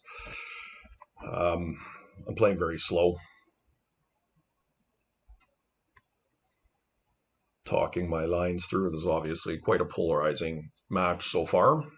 Okay, they do have an answer. See if it's just a spell here. Okay, they do have Force of Will. Okay, so they're keeping their Luris around. Okay.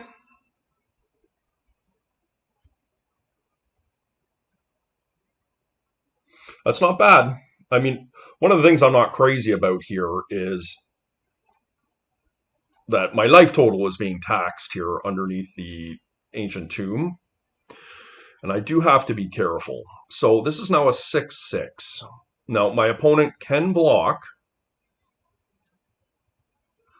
and just chump with the patchwork here, or chump with the psychic frog, but that will take up 3 of their mana next turn. I mean, you got to do what you got to do. I think that's fine.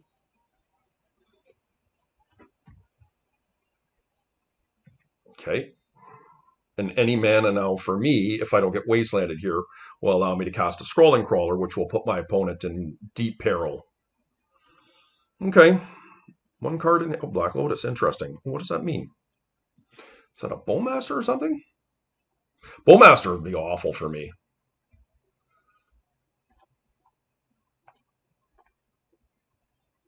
We'll send that back to the realm.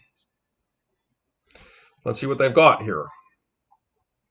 This feels like a Bowmaster, guys.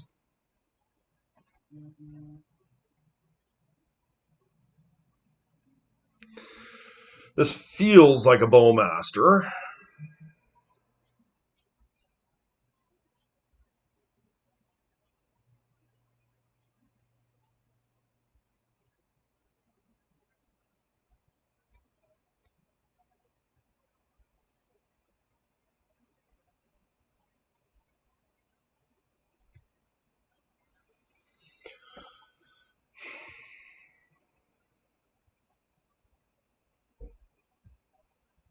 So that's pretty good.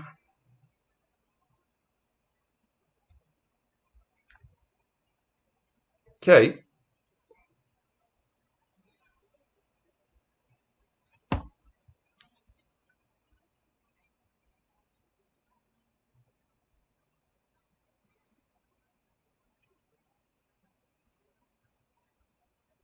And they can recast Frog here. Or Bowmaster, yeah. Not bad.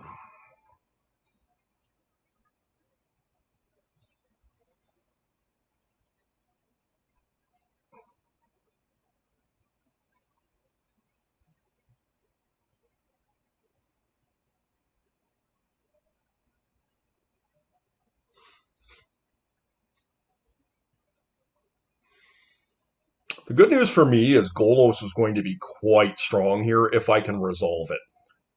I'm 2 mana away from doing it.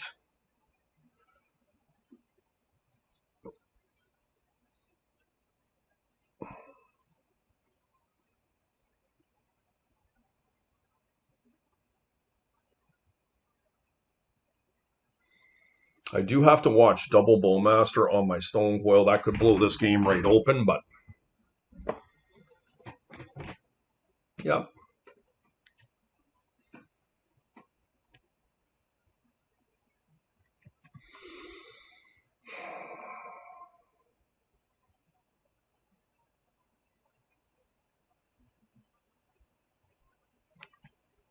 We just have to take it, unfortunately.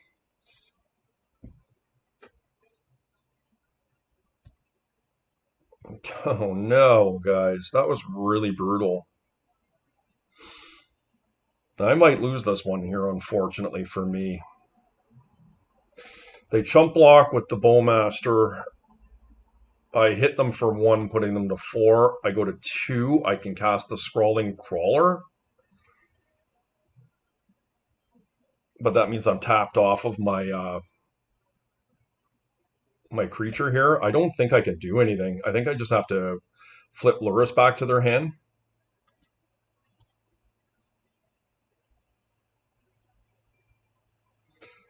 One, two, three, 4.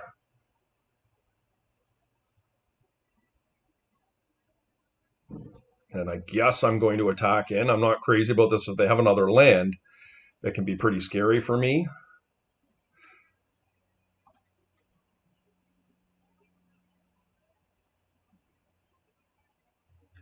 Yeah, I mean, this is what I got.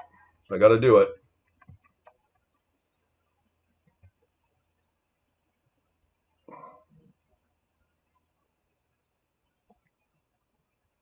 I maybe should have attacked with my Stone Coil there.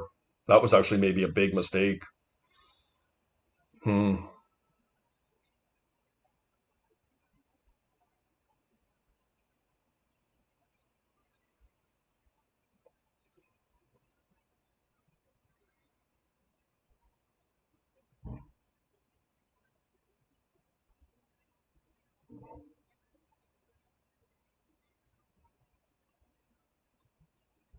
What an interesting game. I'm feeling a little bit of pressure for the time. That's why I'm not thinking these things through in the same way that I normally would. But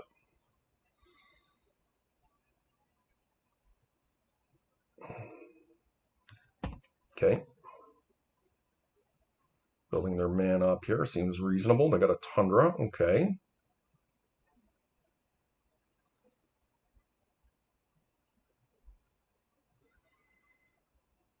I wonder how many fetchables they have here. Can't imagine it's too many. Let's see.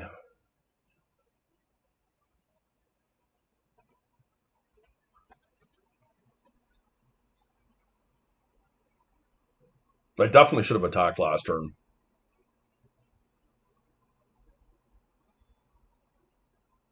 I really need something like a workshop off the top. That would just change the complexion of this game completely.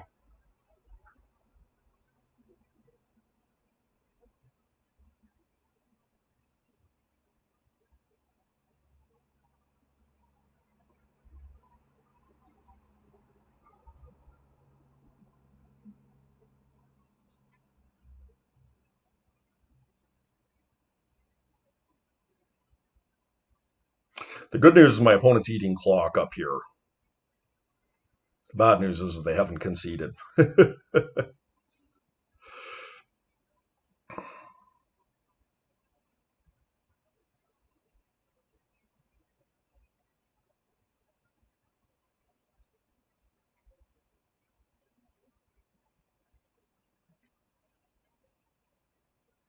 there's Luris. 1 mana. No, so they have a fetchable to get their Lotus.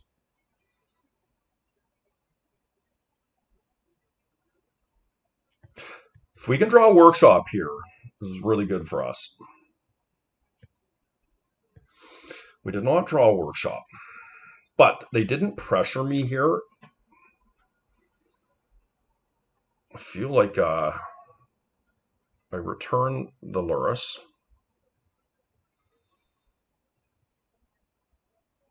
Next turn. No, I'm going to return the Luris. This is just an easy block. They're going to chump block this thing, and then they're going to do a Bowmaster and a Luris. 1, 2, 3, 4, 5. And it's going to put me at 1 if I cast the Patchwork, which is pretty scary, right?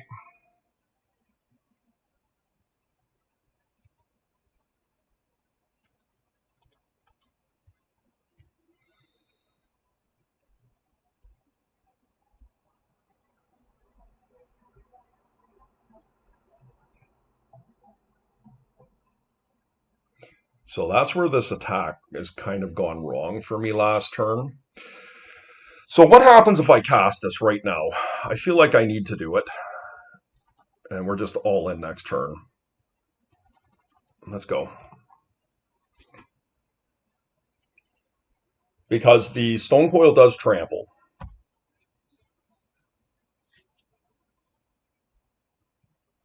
Wasteland, yep, super good. That's going to get me. Crazy.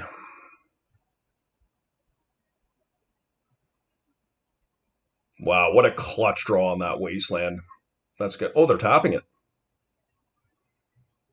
Oh, Time Walk. Yeah. Got to concede. We played too slowly there. Hmm.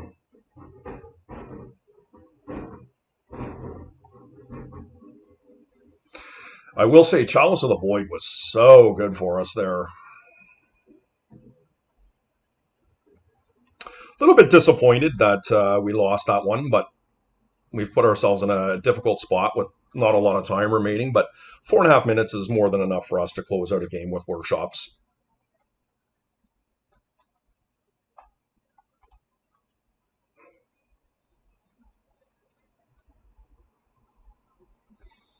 Um,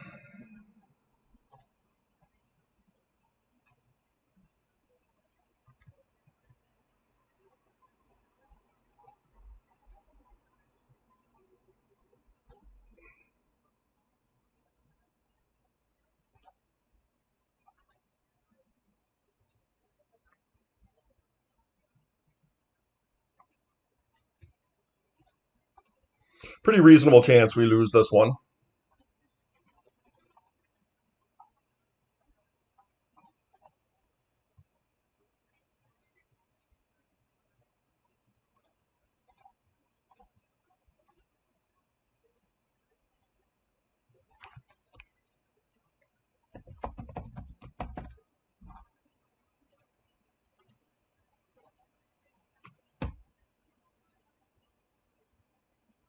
Nice. All right, this is how we win.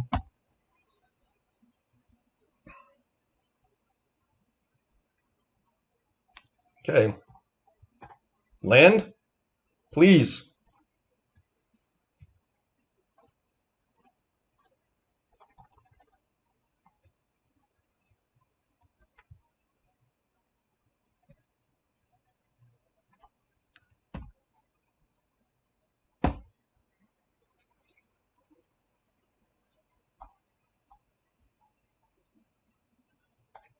Action.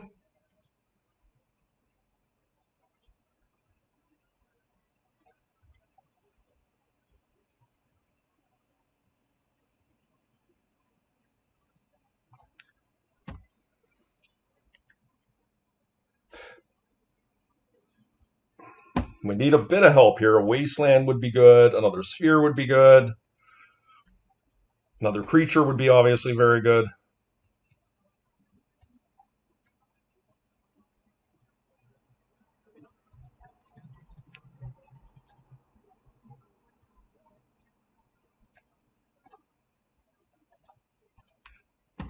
Yeah, let's hope they don't find another land here into a bowmaster. It'll be pretty tough on me.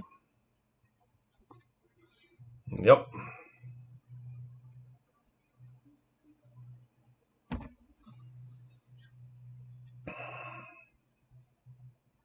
Okay, they've got a bowmaster.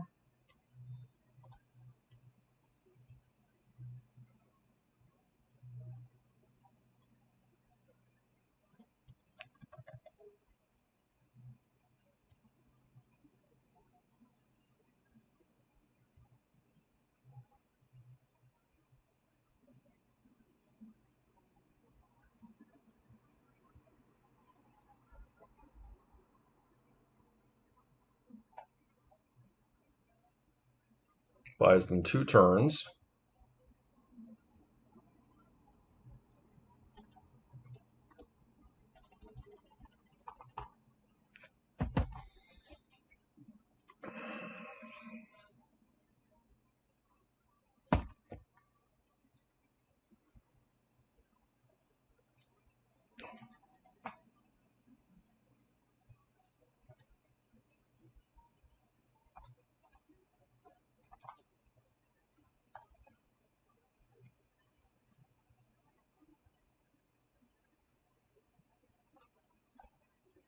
Oh, I better not do that bowmaster.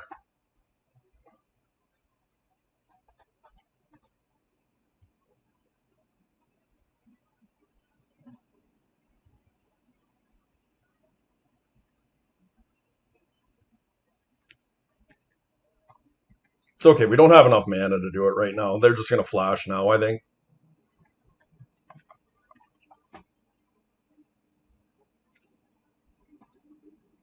I will just do it now. Okay.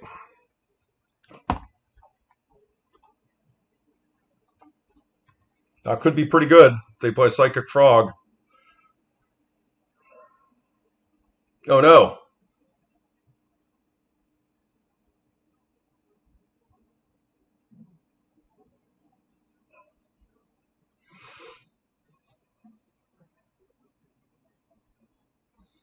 They have removal now. Yeah. Okay.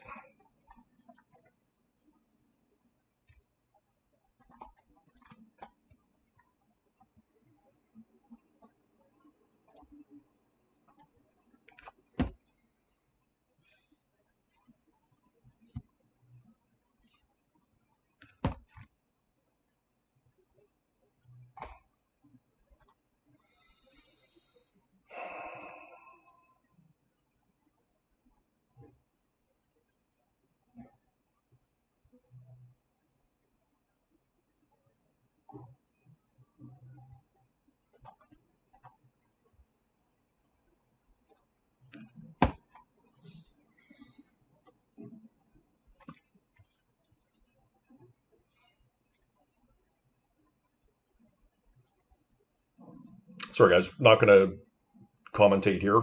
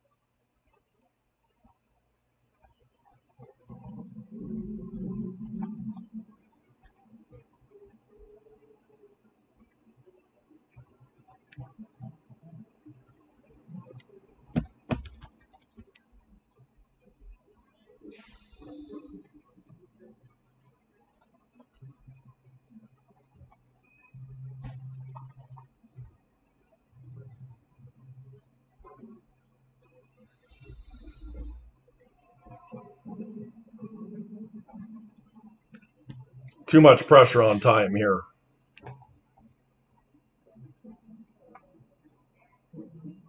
We're going to go and get an Urza Saga and hope it's enough, guys.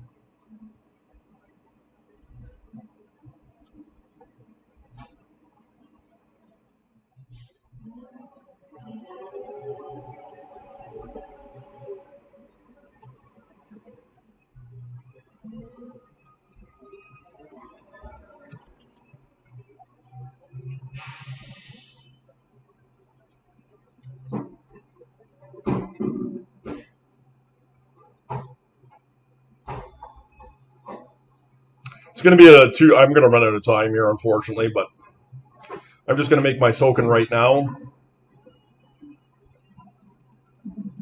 I think we would have got this one if we had another 30 seconds, but it's going to be too close.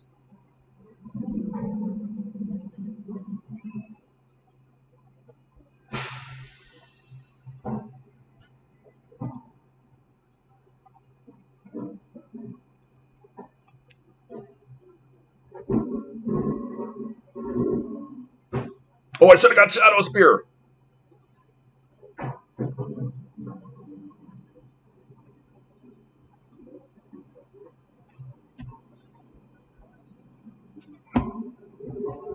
They just keep bowl mastering me here out. Yeah.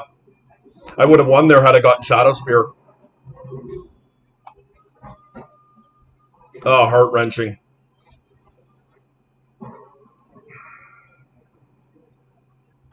I will say, obviously, that was a difficult loss. We had 11 seconds. Our opponent had 30 seconds left, and we made a decision not to get the Shadow Spear there. And Shadow Spear obviously wins the game. I'm not used to having it in my deck. Didn't take time to because we didn't have it. But had we done it, we won. And we would have won that game so many different ways if I didn't play so slow. And it's just, you look at my first 3 matches, and we're done in like 10 minutes. And sometimes you get into these grindy matches. And one of my downfalls, I guess, when I'm recording videos is I end up getting too pensive and talking things through, and it cost us that match without a doubt. I feel like we had them beat there for sure, but we have fallen back into the 3-1 bracket, which puts us in obviously a jeopardy of our top 8, whereas we would have been in top 8 had we just won that obvious win there. Disappointing, guys. Timing out is a real thing on Magic Online, and use the tool. Okay, here we are in round 5. I don't think I can keep this hand. No Luris revealed. We will mulligan this one. That's a much better hand. I'm not sure what we're playing against.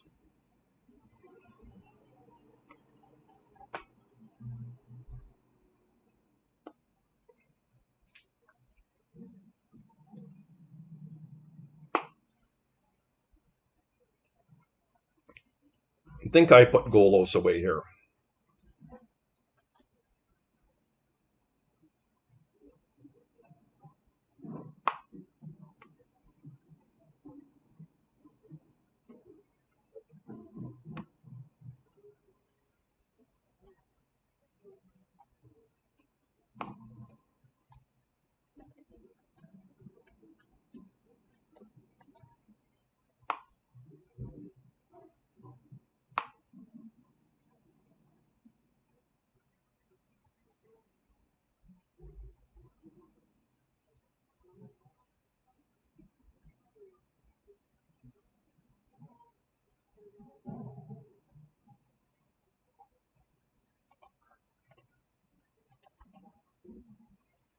Okay, no Luris. Unfortunate we're on the draw here. It is bizarre. Okay. No Drudgers, please.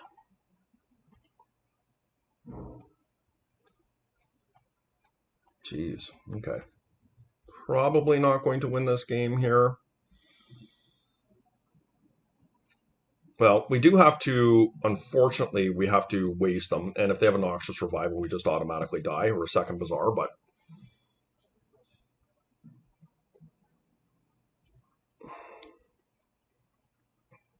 they did not.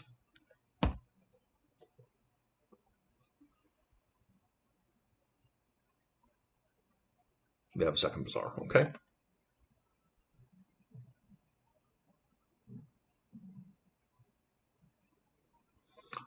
So we are dead. There's no point in playing on here.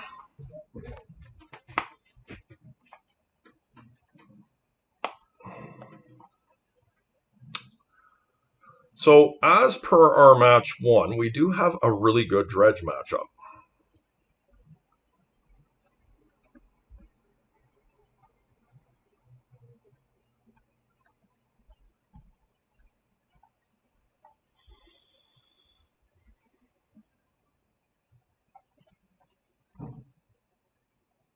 And we've identified Scrawling Crawler is not very good in this matchup.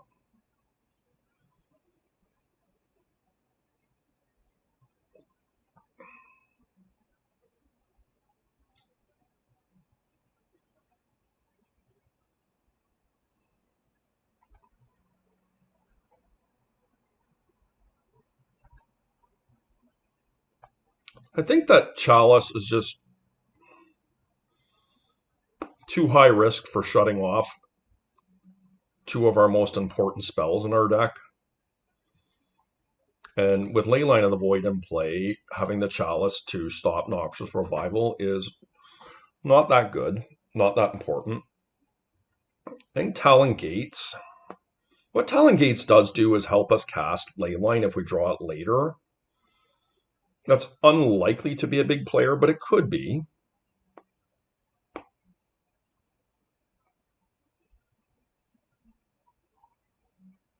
I do think Crucible is reasonable, but probably can cut one. Let's try this, guys.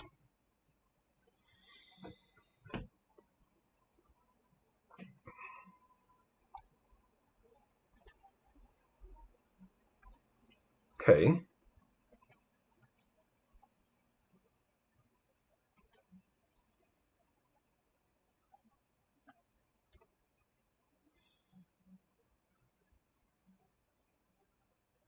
We have our best hate. Unfortunately for us, our opponent is...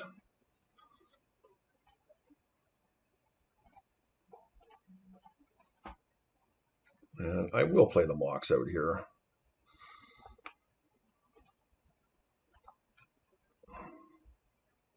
Okay, no vigor there.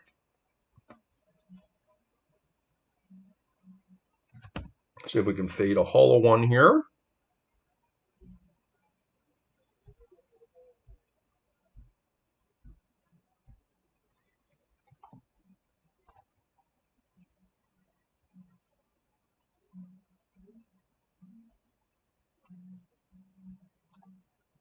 Opponent did keep 7, unfortunately.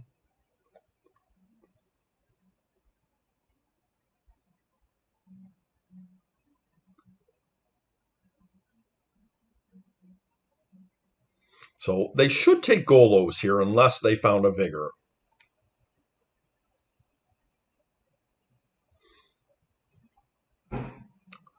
Well, that was a pretty good draw.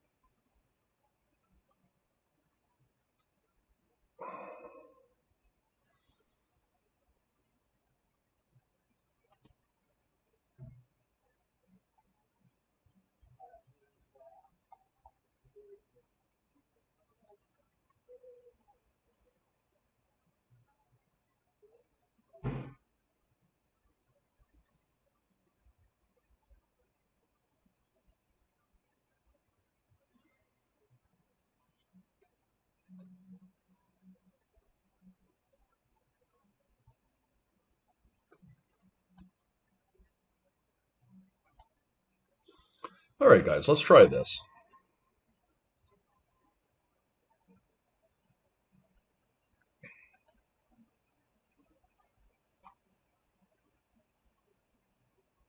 Don't have Wasteland, which is kind of scary, but we will have a turn 2 Golos if all goes well.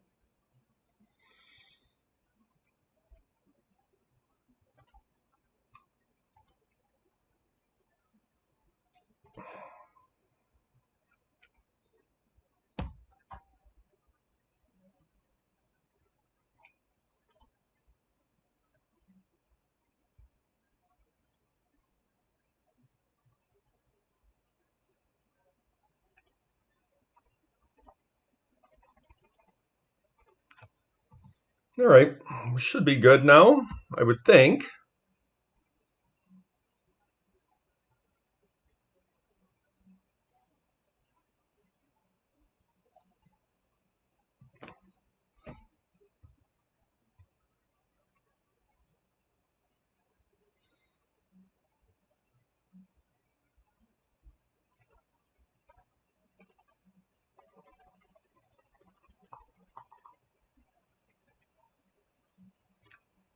Okay.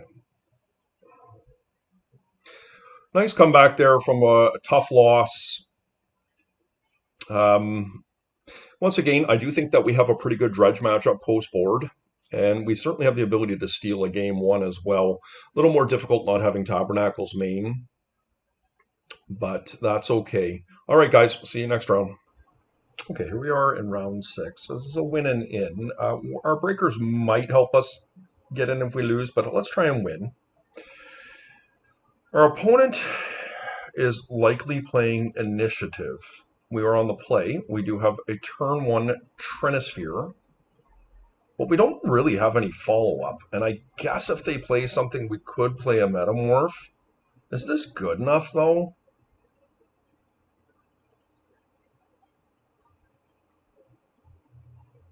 Like, what if I don't draw something next turn? It kind of negates the point of playing 3-ball. I'm going to mulligan. I mean, this is pretty awful too, isn't it?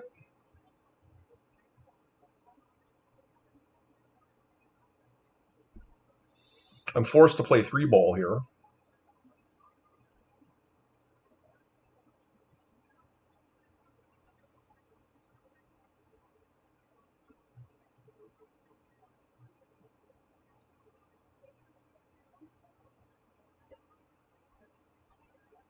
Much better. Much, much better. Okay. I think I can get rid of the Vexing Bauble. The Vexing Bauble, I guess, where it's good is the Vexing Bauble allows me to draw a card and trying to find my way out of this. But specifically around spheres, if I'm wanting to cast spheres, the Chalice is significantly better.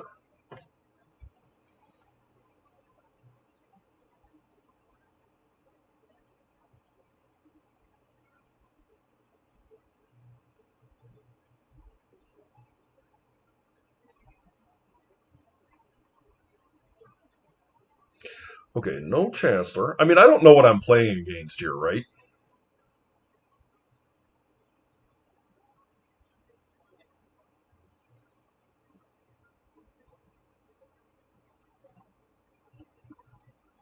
I mean, I mulled the 5. I'm all in on this, and we just have to hope they don't have anything. I'm probably not likely to win, given I mulligan so low, but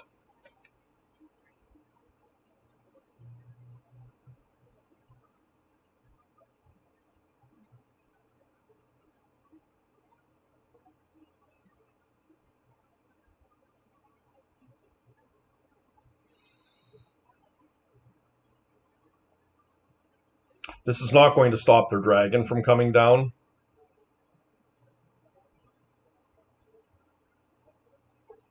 But because they're going to put dragon down, I think I am going to crack my bauble here. I think what I'll do is I'll play the sphere first.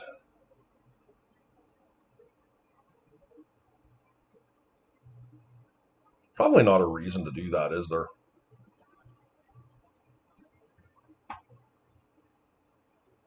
Okay, that's pretty good.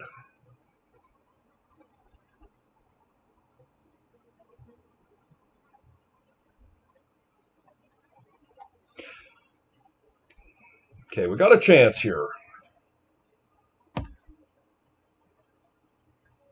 A sphere of resistance was really nice in addition to the thorn there. Having double workshop is strong. They can cast Mox in here. I love that they paid 2 life there. That's really good for me. Okay. Nullrod and Wasteland.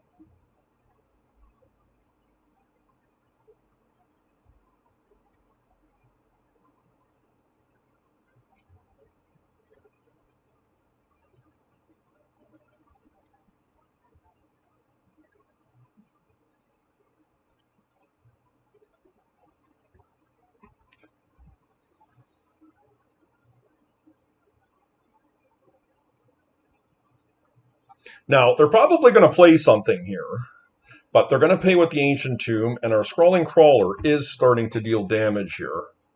That is going to get into critical range. So, I mean, we haven't got this, but considering we mulligan to 5, it's pretty decent.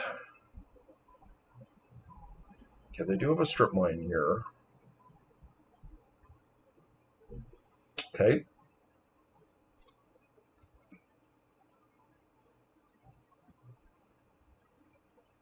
That is pretty decent for us.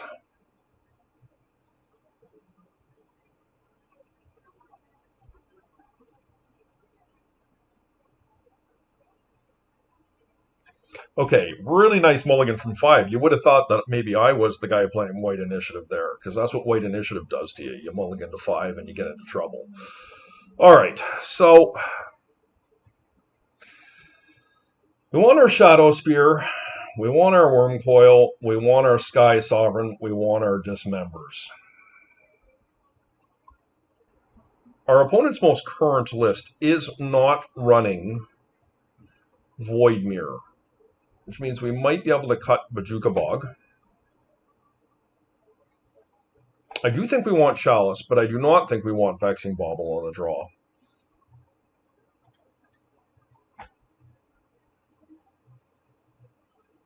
And do we want Mindbreak Trap? Probably could cut a couple scroll. You know what? Maybe we don't need Crucible. Maybe the crawlers are just better than Crucible here. Let's try this out.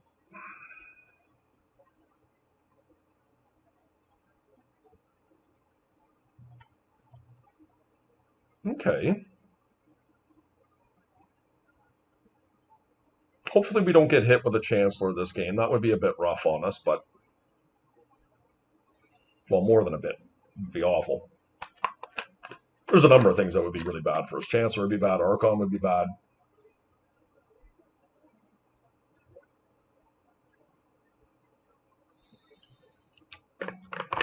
They mulliganed.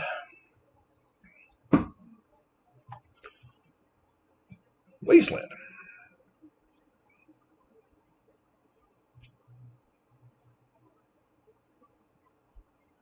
Okay, they do have Chrome Locks. Oh, wow. Okay.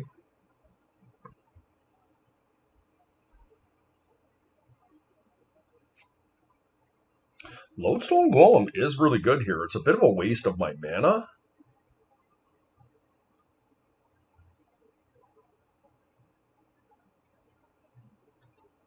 Now, they could have Swords to Plowshares here. Or do I just get Golos into play?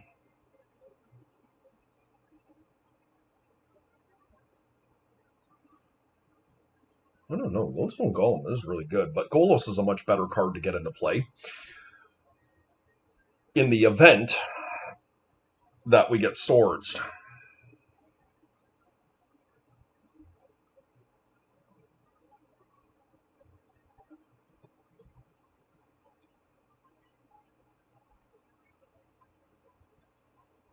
I'm going to get Wasteland, and then I'll only have 3 mana.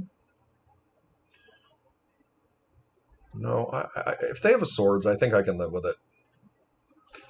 Because if they're Wastelanding me, they're that could be that much farther behind. Like, Lodestone is ostensibly a sphere here.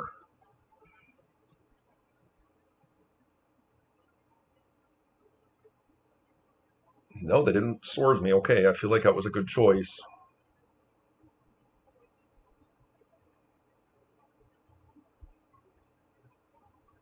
Or Sky Sovereign could end up coming in relevant this game.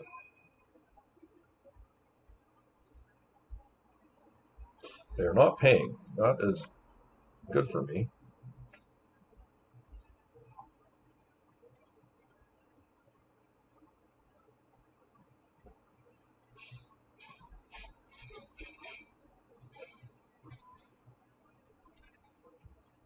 Not going to play the 3-ball.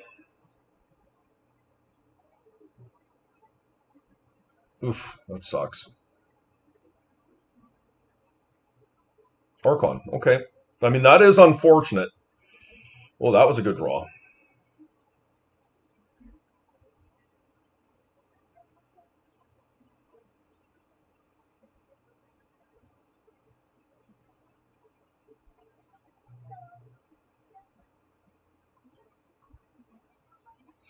Well, let's hope we don't get wastelanded, guys.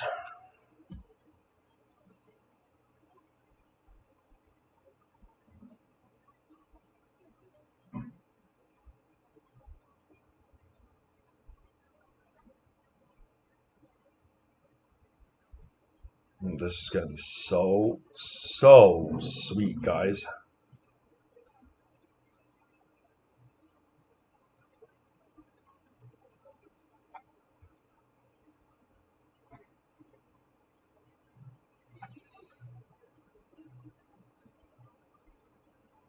All right, Sky Sovereign for the win there for sure. That was nice tech that we brought in, and we did make a top 8. We, in all honesty, should be 6-0, not 5-1, but a little bit of a time issue in round 4, and we made amends by going back to back, beating Dredge and White Initiative. And yeah, this deck has felt really good today, guys.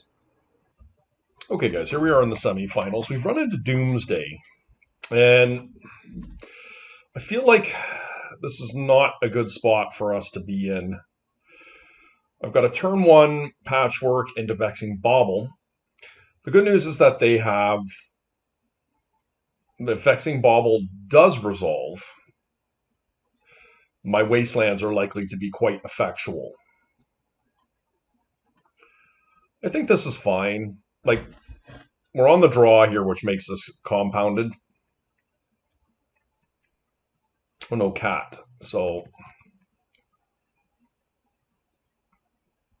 let's hope they shuffle.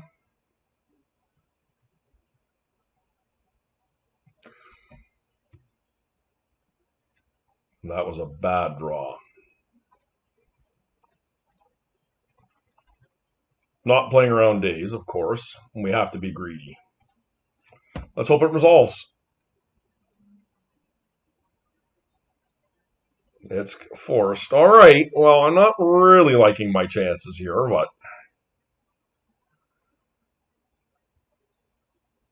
we got a number of good draws. Sphere of Resistance or Thorn would be awesome for us. Just have to hope they don't have a Ritual, Dark Ritual, or a Black Lotus here. And then we're still playing. We are looking for a shuffle here.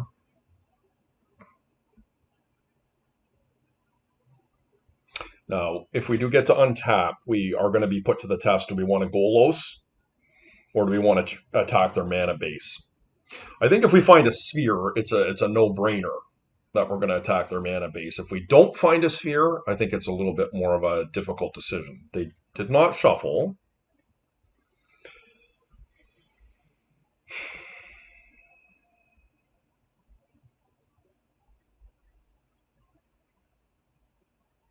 I am going to attack their mana here. If they have a dig through time, guys, there's just not much I can do about it.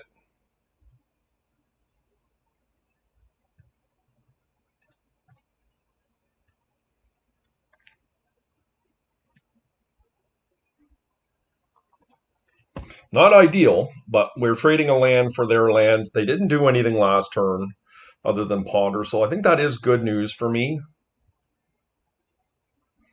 That was a good draw.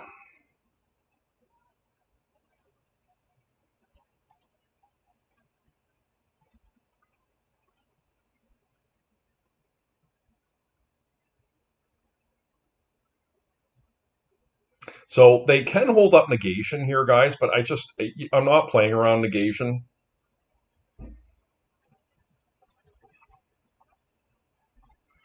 And so that worked out pretty good. Yes, what do I want to get here? I think I'm honestly going to get a Bajuka Bog.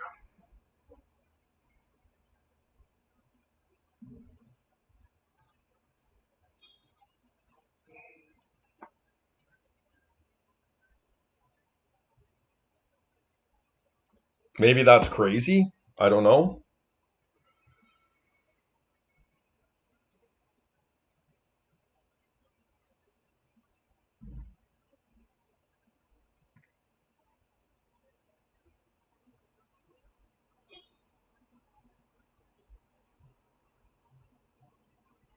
Okay, not bad. Into Ancestral. Okay.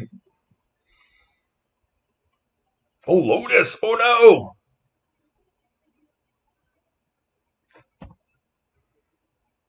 Uh-oh.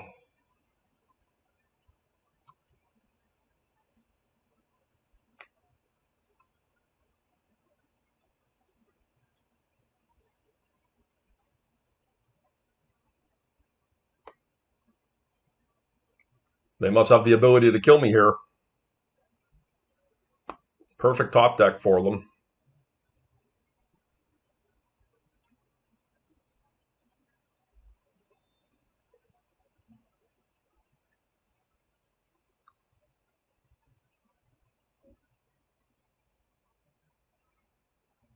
I wish it was an Ancestral there.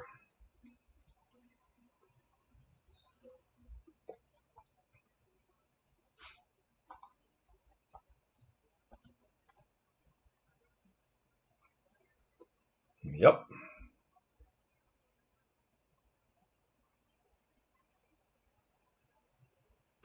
Clean win. All right.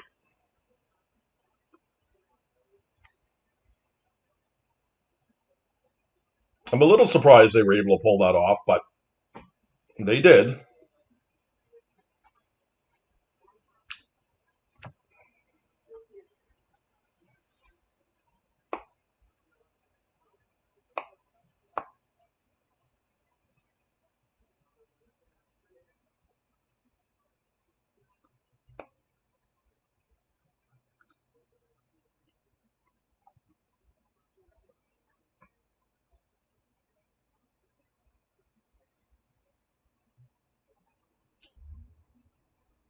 So Scrawling Crawler is really good against them. The Metamorph can double down in a way that is really hard for them to counter on another sphere. I feel like Stone Coils are... I guess they're not bad, because I just don't see a world where my opponent is really justifying siding in lands. Or, excuse me, removal against me.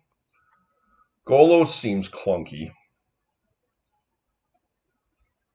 Probably Crucible is not really the fight I'm looking to fight here.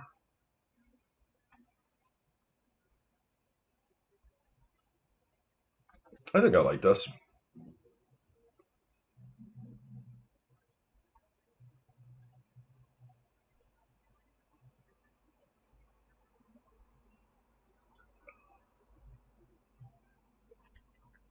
I feel like this is a decent matchup for us. Now, we need some things to go right. Like, they can't counter our sphere and they, go right into a turn one win, but yeah, very strong hand.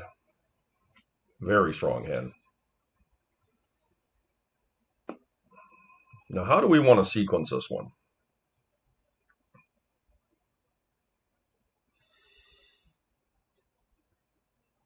I could get the Patchwork into play. Cast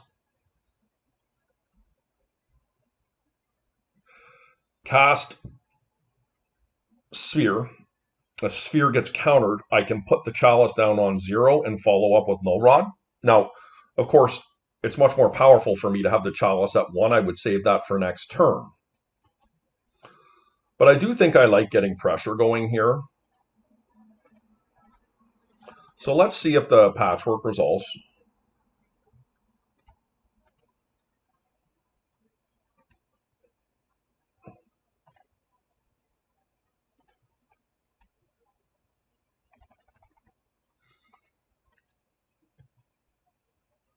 It's in. Interesting. Okay.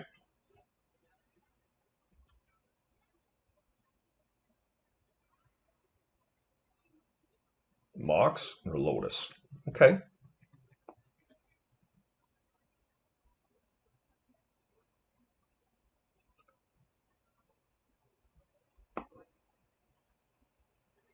Now, if they had a Hurkyl's Recall or removal, would be unfortunate because they would be able to undo all my work here.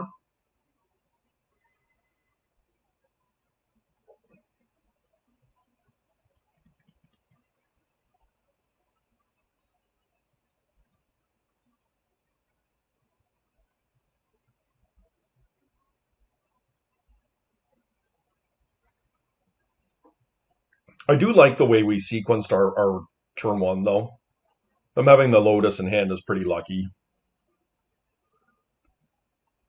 Obviously, I have a reasonable chance at negating it here. I think that the Chalice on 1 is the more vital spell here, and us having the Strip Mine for the island is really good, too.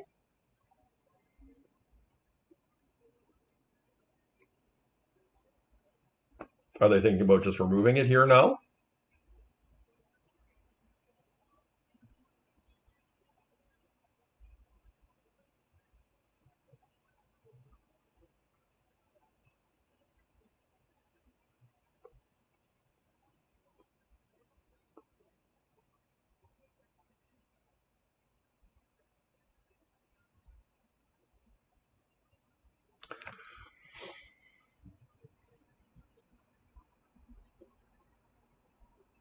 Okay, my opponent is going to pass.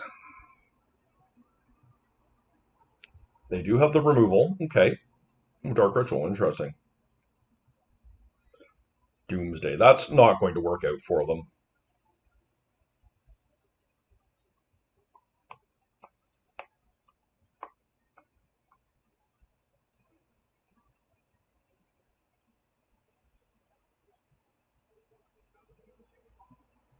Set a Chalice at 1, strip mine them, and play Null Rod. We have 5 mana. 3/2. That works out 5 exactly with strip mine.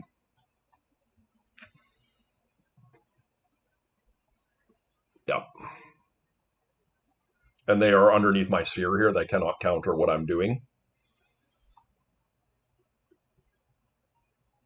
Subacat is a very competent Doomsday player. Arguably the best Doomsday player on the platform these days. And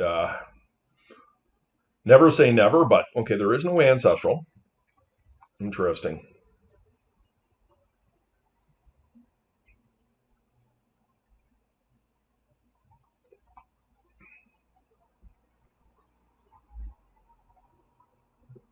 To be honest, I don't know how much I even need to parse this line, but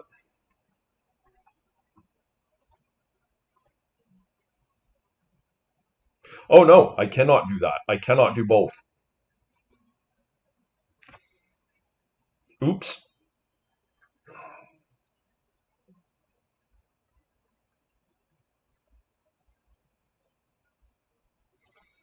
Oh dear. We have to think this through a little bit more. I can do both if I don't strip mine. So how can they actually win here? I feel like I need to strip mine. 1,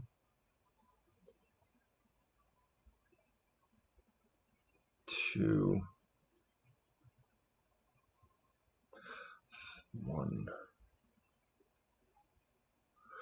Counting underground seas. 2, 3. So there is definitely an underground sea, but the Ancestral here, they've gone for the Gush line. So that means that but Null Rod just shuts that shit right off.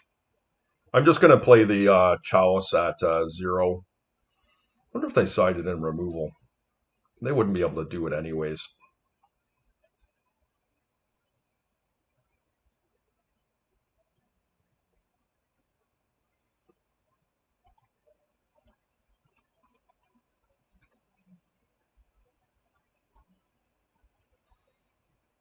I mean, this is the world we're living in, guys.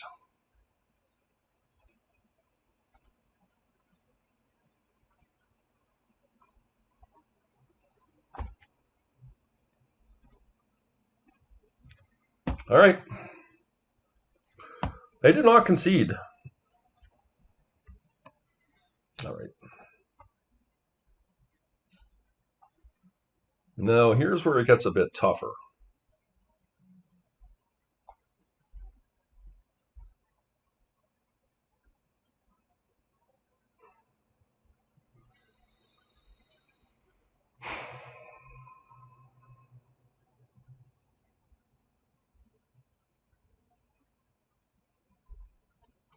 All right.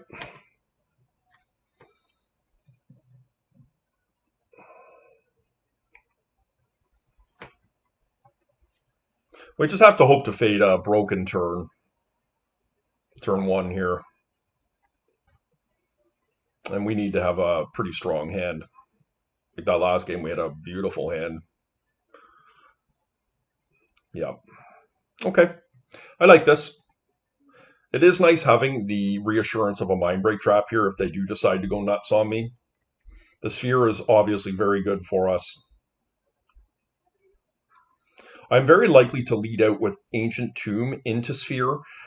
The reason being is that the following turn, if I don't have a good play, at least I can tap the Ancient Tomb if they try and go off to try and use Mind Break Trap. But maybe I don't need to do that. They're very likely to counter my sphere anyways. So maybe I just do Workshop.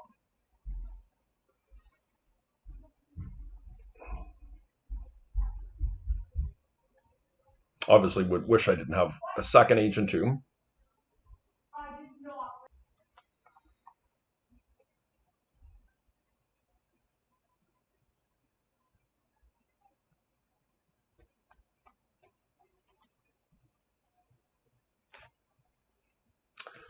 So they've kept their 7. Okay, we're keeping ours. 1, 2.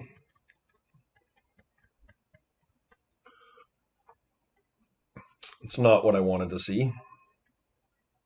Hopefully they go Street Wraith into the Ancestral and try and cast it, but they'll cast it and they're on our turn. They're too smart to play into Mind Right Trap.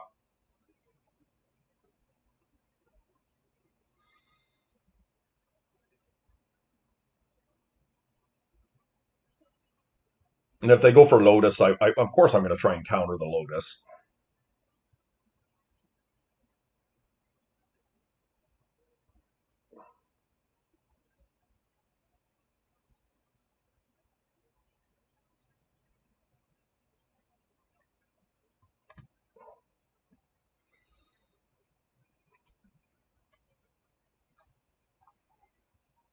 Yep.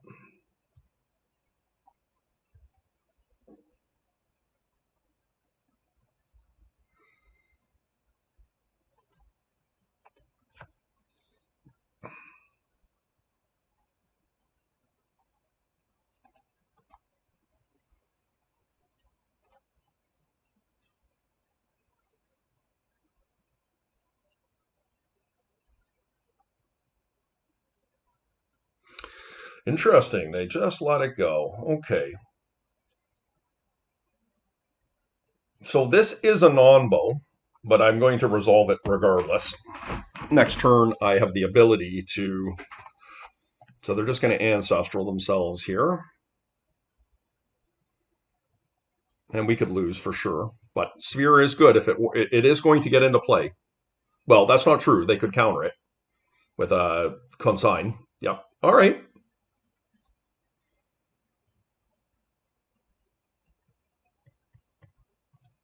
This is an Ancestral, I guess.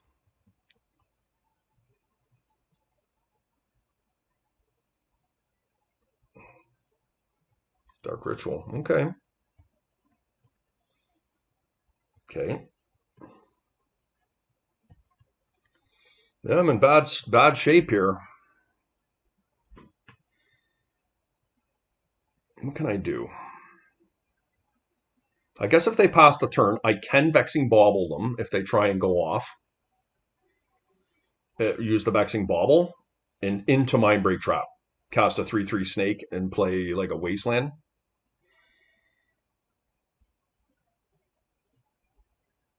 They only have 1 card in hand. They should not be able to kill me here. Because they can't play a Lotus into my Bauble. So they're down to a critical amount of resources here. Let's see what they do. Like, obviously, if they're filling their hand with things like Force of Wills, my plan is not going to work because it's very likely that their first spell, I can't counter it. I think I am looking for something like a Sphere here. I can play an Ancient Tomb. Crack the Vexing Bauble, still have 1 to be able to play. Let's see what they got. So there is no Lotus. They've identified that they don't need Lotus. They have 1 card in hand. They did not play a land, so I guess Strip Mine would be okay. How many Force of Wills do they have?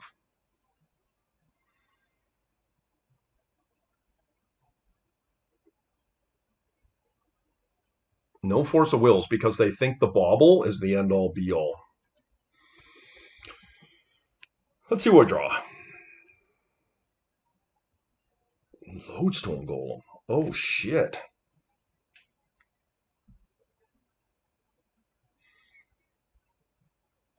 Do I cast a Lodestone here, guys? Do they have Time Walk? No.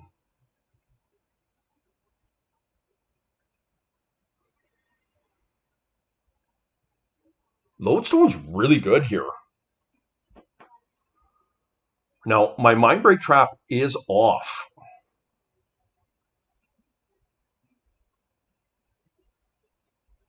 They don't have force. What about days?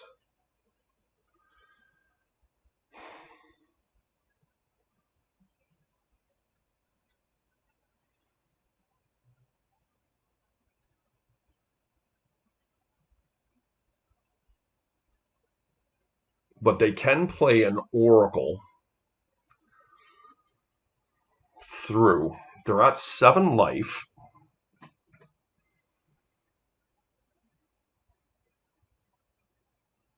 Street Wraith.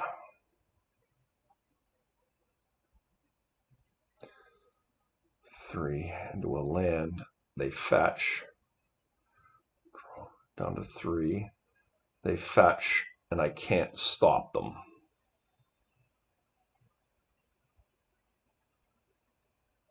Yeah, they probably have me here. So they are ancestraling, right? No, they're not ancestraling. So what they've done is they've probably gone and got a Street Wraith into a fetch into a land.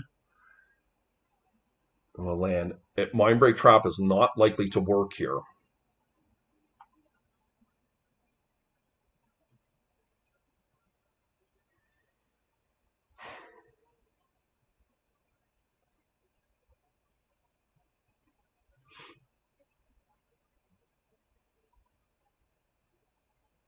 Lodestone is good. I just don't feel like Mindbreak Trap is going to be on here.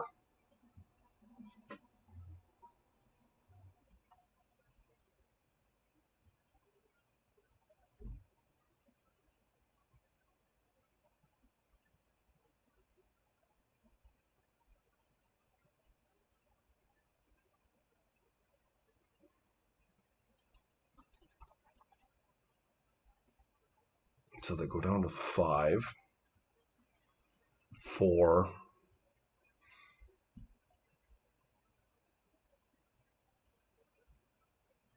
4, 3, 2. Yeah, it's just enough. But the thing is, if they fetch, like maybe they have Oracle in hand. I just think I have to. I think unfortunately I have to play Lodestone Golem here and crack the bauble.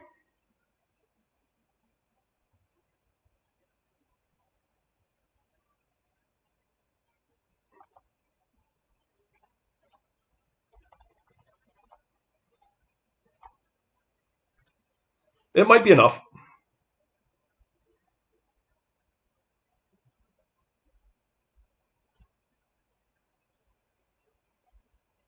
Oof, that'll be nice next turn if I can get there. All right, that's what I got. I think if Kevin has the Oracle in hand here, yeah.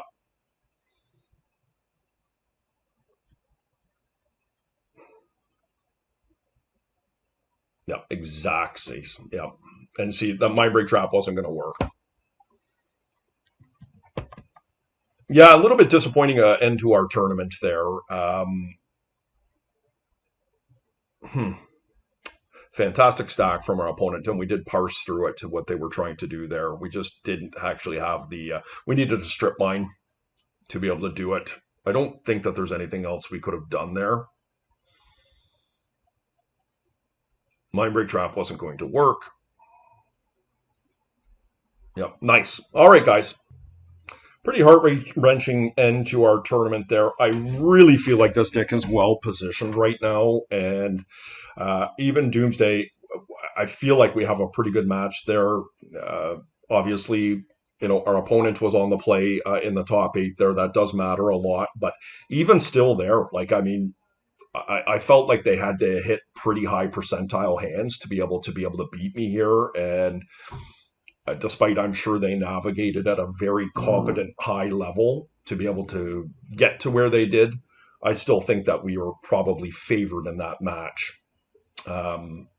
Yeah, very interesting. I'll have to go back and take a look at it, and certainly interested in your guys' comments around it. And yeah, guys, not a whole lot to say. I feel like the deck was pretty good. We did not see any Void Mirrors today, so our Talon Gates didn't really come up that little piece there, nor did Talongates remove any creatures of consequence.